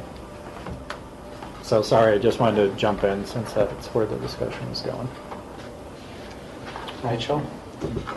Yeah, so I guess for me, there's two different things. One, we have the process going forward, as we talked about earlier, both of us, all of us, how to mitigate the issues, the timeliness to hours, to transportation, to noise, neighborhood character, private property rights, quiet enjoyment, all the different issues that are mixed together.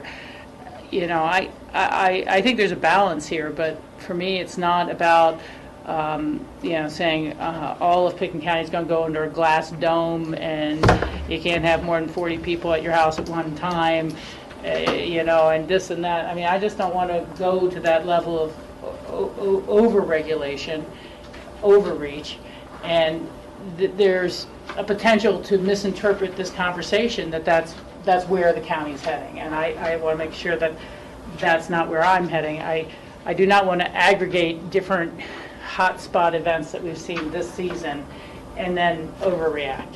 I think that it's just very important to balance those things in a thoughtful process. And it is clear that we have been behind the curve and that perhaps there hasn't been as much public and neighborhood and caucus participation in saying what should those regulations be and how should they be administered, and how let them have the conversations among themselves about the fellow who says, yeah, but it was a great fundraiser for the Roaring Fork Conservancy, or everyone enjoyed the wilderness workshop picnic on Connie Harvey's property, or these various activities. I'm not there to slam the gate closed and say that's it, these are all bad things. There's a lot of very positive things that come out, whether it's jobs for caterers and musicians and the local folks, and so I think we need to look at it, but carefully and deliberately, and putting all that aside, how precisely is, I'm not intending or wanting to see this board shut down this event for next week. I'd like to see it permitted and then hit all the usual requirements. I don't think I'm getting a read from the board to tell staff, let's shut down this event next week. And I think that's what we need to get back to, is the matter at hand and deal with the larger issue as we go forward. Steve and then George. I've been sort of counting in my head how many big events there have been on Snowmass Capitol Creek, on big ranches with people with barns, and some of them are private, some of them are public, some have had special use permits, some have not. It's a perfect place for a big event where you have tons of off-road parking and you're not bothering the neighbors, because oftentimes the neighbors are there at the party. So something at Chaparral in a barn that wasn't specifically designed for a thing like this, you expect these kind of events to happen over a period of years. Sooner or later, somebody's going to approach you and say, could we have a big fundraising event and use your barn? And that's kind of to be expected. What I'm worried about is if we don't make it harder, like we approve this and the word gets out, well, if you want to have a special event, you just come in the week before and they'll approve it without any sort of a penalty or anything. And I'm wondering if we should have some sort of a penalty for, if you come in for a special use permit and the staff has to bend over backwards to help them jump through the hoops when they should have been in a month before at least. Maybe there should be a doubling of the permit price or something, just to, and if they come back, if the same property owner comes back in and does it again, then have the penalty go up. The word will get out that, you know, you want to get in early and do your application in a timely manner, which is the easiest way for the staff to deal with it. George? Well, we've seen a pattern, and I don't think this pattern's going to go away. I think we're just going to continue. And so we need to have some policies. I'm glad that here the staff is going to come up with some policies. And with those policies, to Steve's point, we need to have some ramifications if someone doesn't follow the policy. And we need to be able to, if it's administrative approval, hang tough and say, well, here's the policy. These are the rules and regs. You didn't follow it, so sorry, come back next year. So that's something to be working on. But I don't see these issues going away. I just see them, growing, unfortunately. Fortunately, perhaps for some people, and unfortunately for others.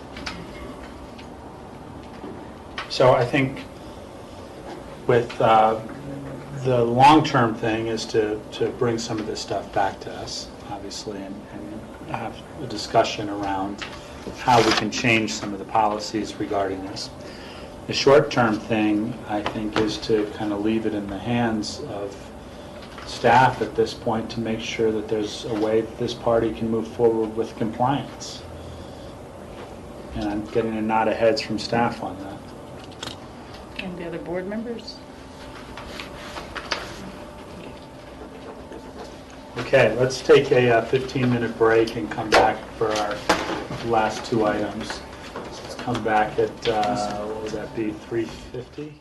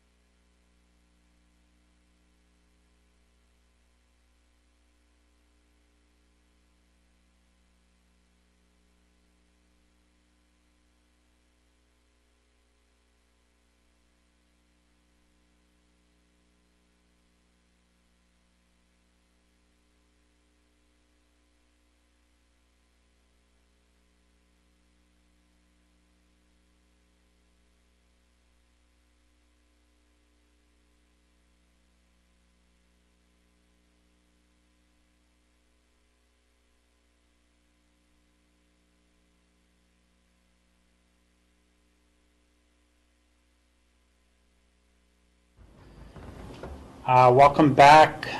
Today is July 9, 2014. This is the Board of County Commissioners regular meeting, and we are moving on to our land use actions. The first item under land use actions is land use code amendments under various different areas, some cleanup.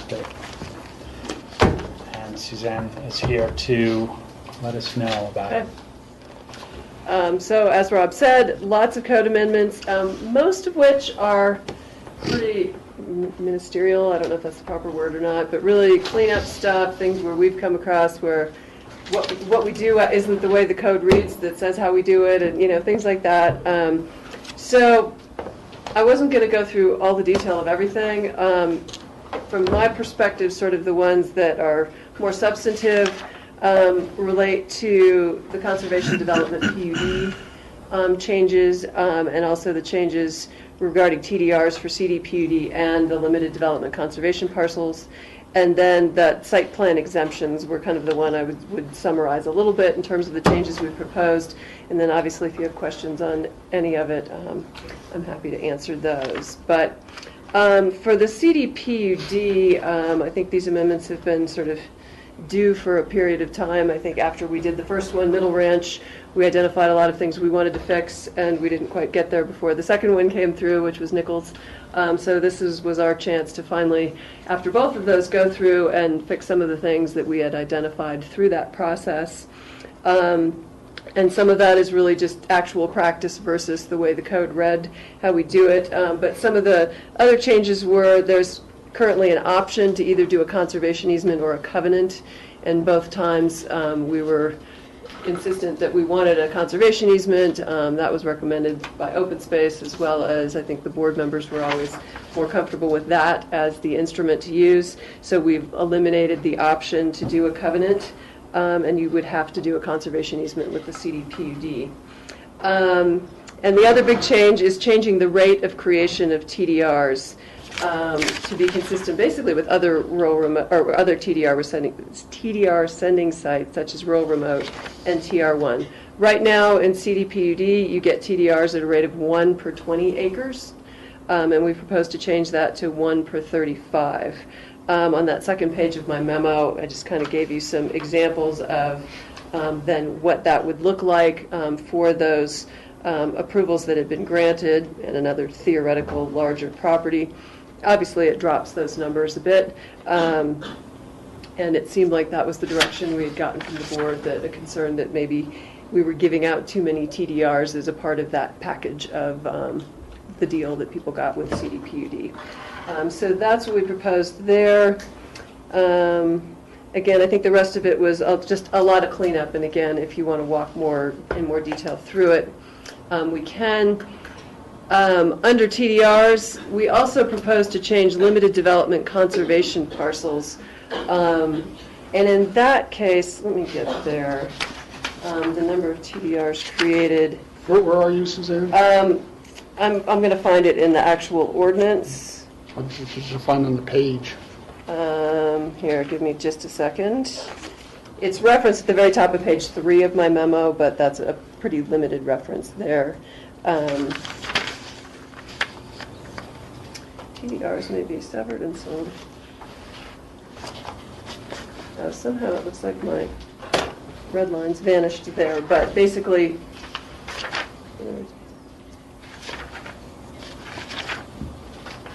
something's not looking right to me there. So it was 640 or less. We were doing it 1 per 20, and 640 or more, that was 1 per 35. But do you have existing code lines? Somehow I feel like my red lines disappeared there. We wanted to be consistent with the limited development conservation parcel to also go to 1 per 35. But again, doesn't seem to be. What would you like to do? Oh, sorry. The end of the TDR section in chapter 6, 67040. Actually, here.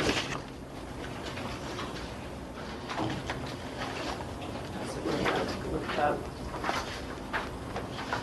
all the way at the. Sorry about that. Something just. I had difficulty when I was moving my documents back and forth into the ordinance, that I thought I was losing some of my red lines. Is it page 41 of the ordinance? I don't know. 46 of the ordinance, very top of the page, actually reflects the existing code language.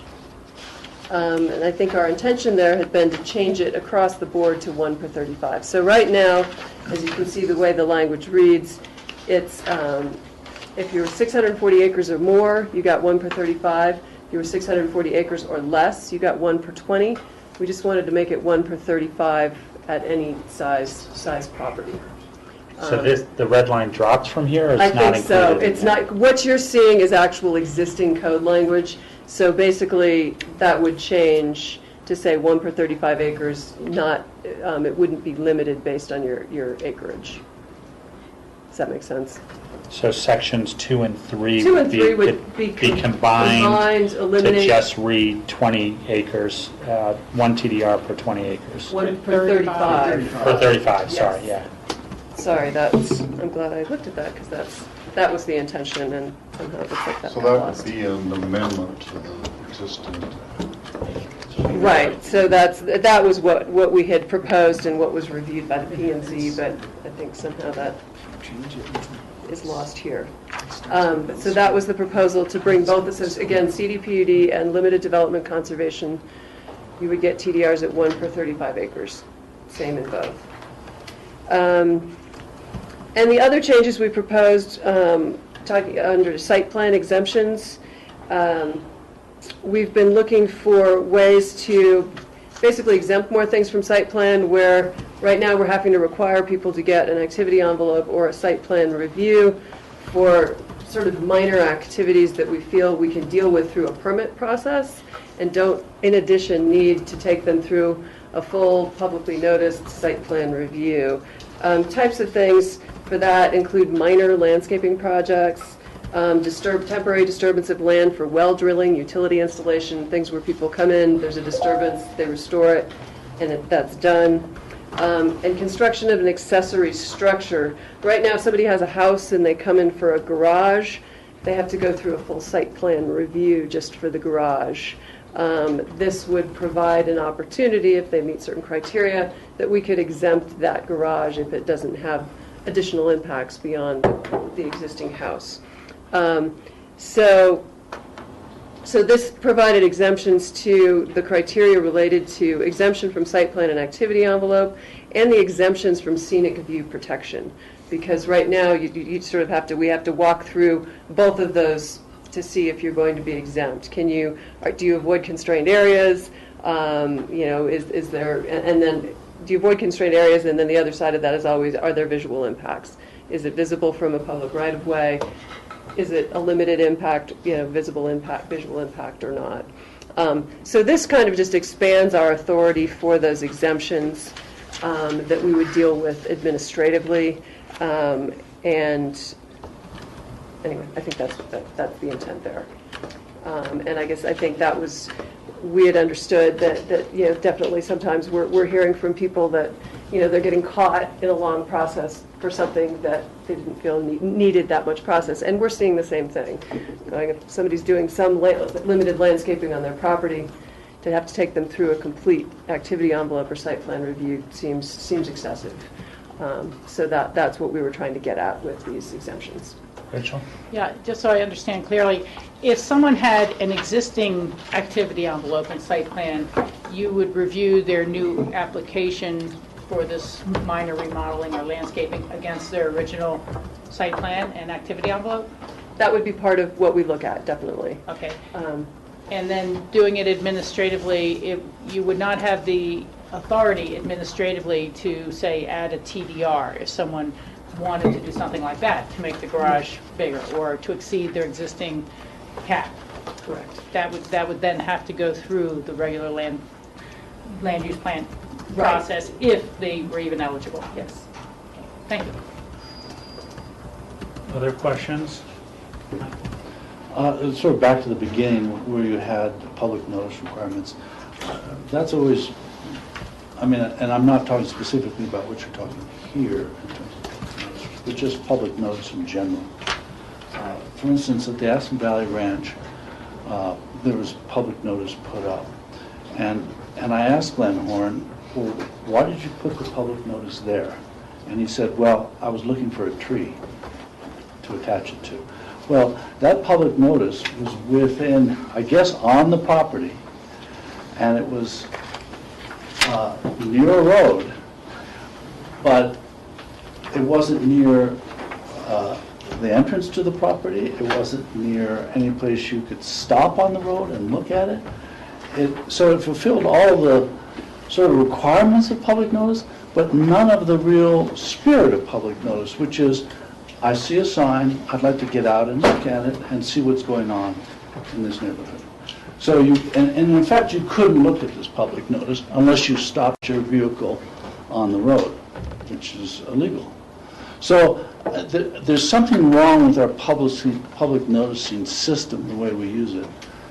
And I just wonder what we could do about it. I've noticed in other communities where they have essentially a real estate-like sign that just says there is some administrative or whatever review of this property going on. Contact or look at website, whatever. It doesn't have what we have, which is, in blueprint, a long list of stuff.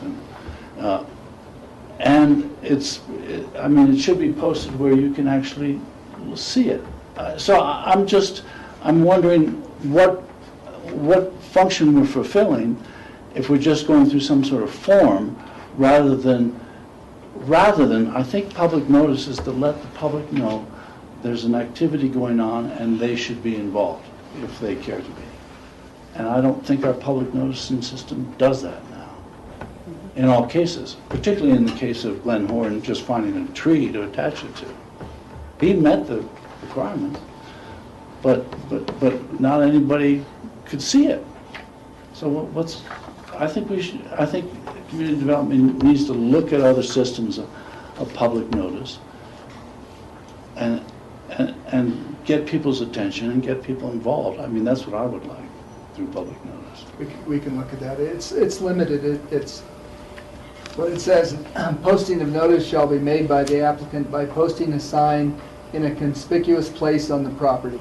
That's all it says. Right. Which is not very definitive. Right, so he found a tree near the road, which wasn't near the driveway, it was hundreds of yards away from the driveway. Rachel? I agree with Michael and to our staff to look at some better defining parameters of what is adequate. For instance, I know when a house is for sale, right? There's a real estate sign out there saying, for sale, contact Bob Ritchie, Brian Hazen, contact Sotheby's. You know it right away. Boom. Yep.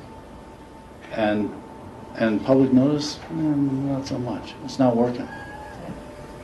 Again, I agree with Michael, and I think we can leave it to our staff to look at some specific language, and I would support the idea that if there's no readily available post at the, adjoining the roadway or end of the driveway, that they have to kind of physically put something up like a realtor sign. But again, I'll leave that to staff. I wanted to go back to page 46 for just a second of our memo of the ordinance. And this was the section George had asked about before and made the correction. On item number 5, I just feel that perhaps a few words are missing. If the floor area of the principal structure on the property is limited in perpetuity to less than 5,750 square feet of floor area, 1 TDR may be awarded per 2,500 square feet of floor area reduction. Is that permanent reduction from what that principal residence can be? Well, we have to have the word permanent in there. I think is limited in perpetuity to less than, so they'd have to basically take 2,500 square feet off of their 5,750 to get a TDR, and then that would be limited in perpetuity to that amount. That's how I read that. It just confused me because it sounds as if there's an existing principal structure on the property and it's limited to the 5,750 square feet, then one TDR can be awarded. It just didn't read right for me, and maybe you could take a look at that, but I just, who makes the decision on awarding the TDR? Is it part of the whole larger plan? So you're essentially saying if the house was limited to 3,250 feet, then you could get one TDR. And just, I guess, to answer your question, I mean, this would be part of, this review process, so we're under, limited development conservation. And if any of you remember, that was what the Tim Roths went through on their property on East Soapers Creek. And basically, you're eligible if you have development. In their case, they had a house. You're obviously allowed to keep that house, reduces the number of TDRs you can get. But, and then this was, I think, an additional provision thrown in where, and if you want to keep that house to a smaller size and commit that would be then included in the conservation easement that comes along with the approval that's granted by this, that you could get one TDR. So basically, it allows you potentially one more TDR than what you were getting already from the limited development. So it would be considered as part of the whole review process.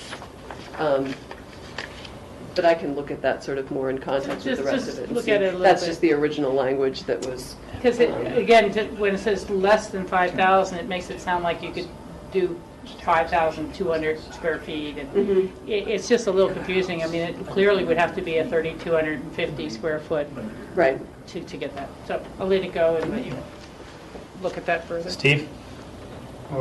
Suzanne, I agree with the substantive things you have proposed.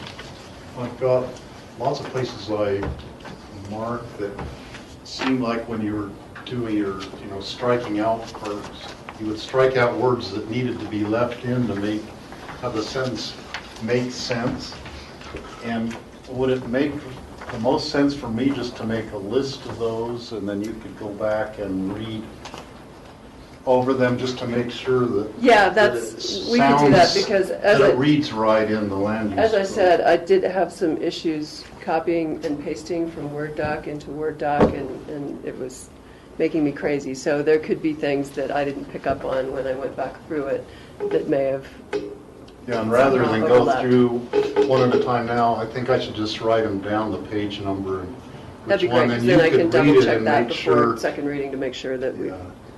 And it might just mean eliminating a little bit of the struck out part or whatever. No, that'd be great. Have it be readable and make sense. Yeah, if you can get those to me, I can do that before second reading to see if there's anything.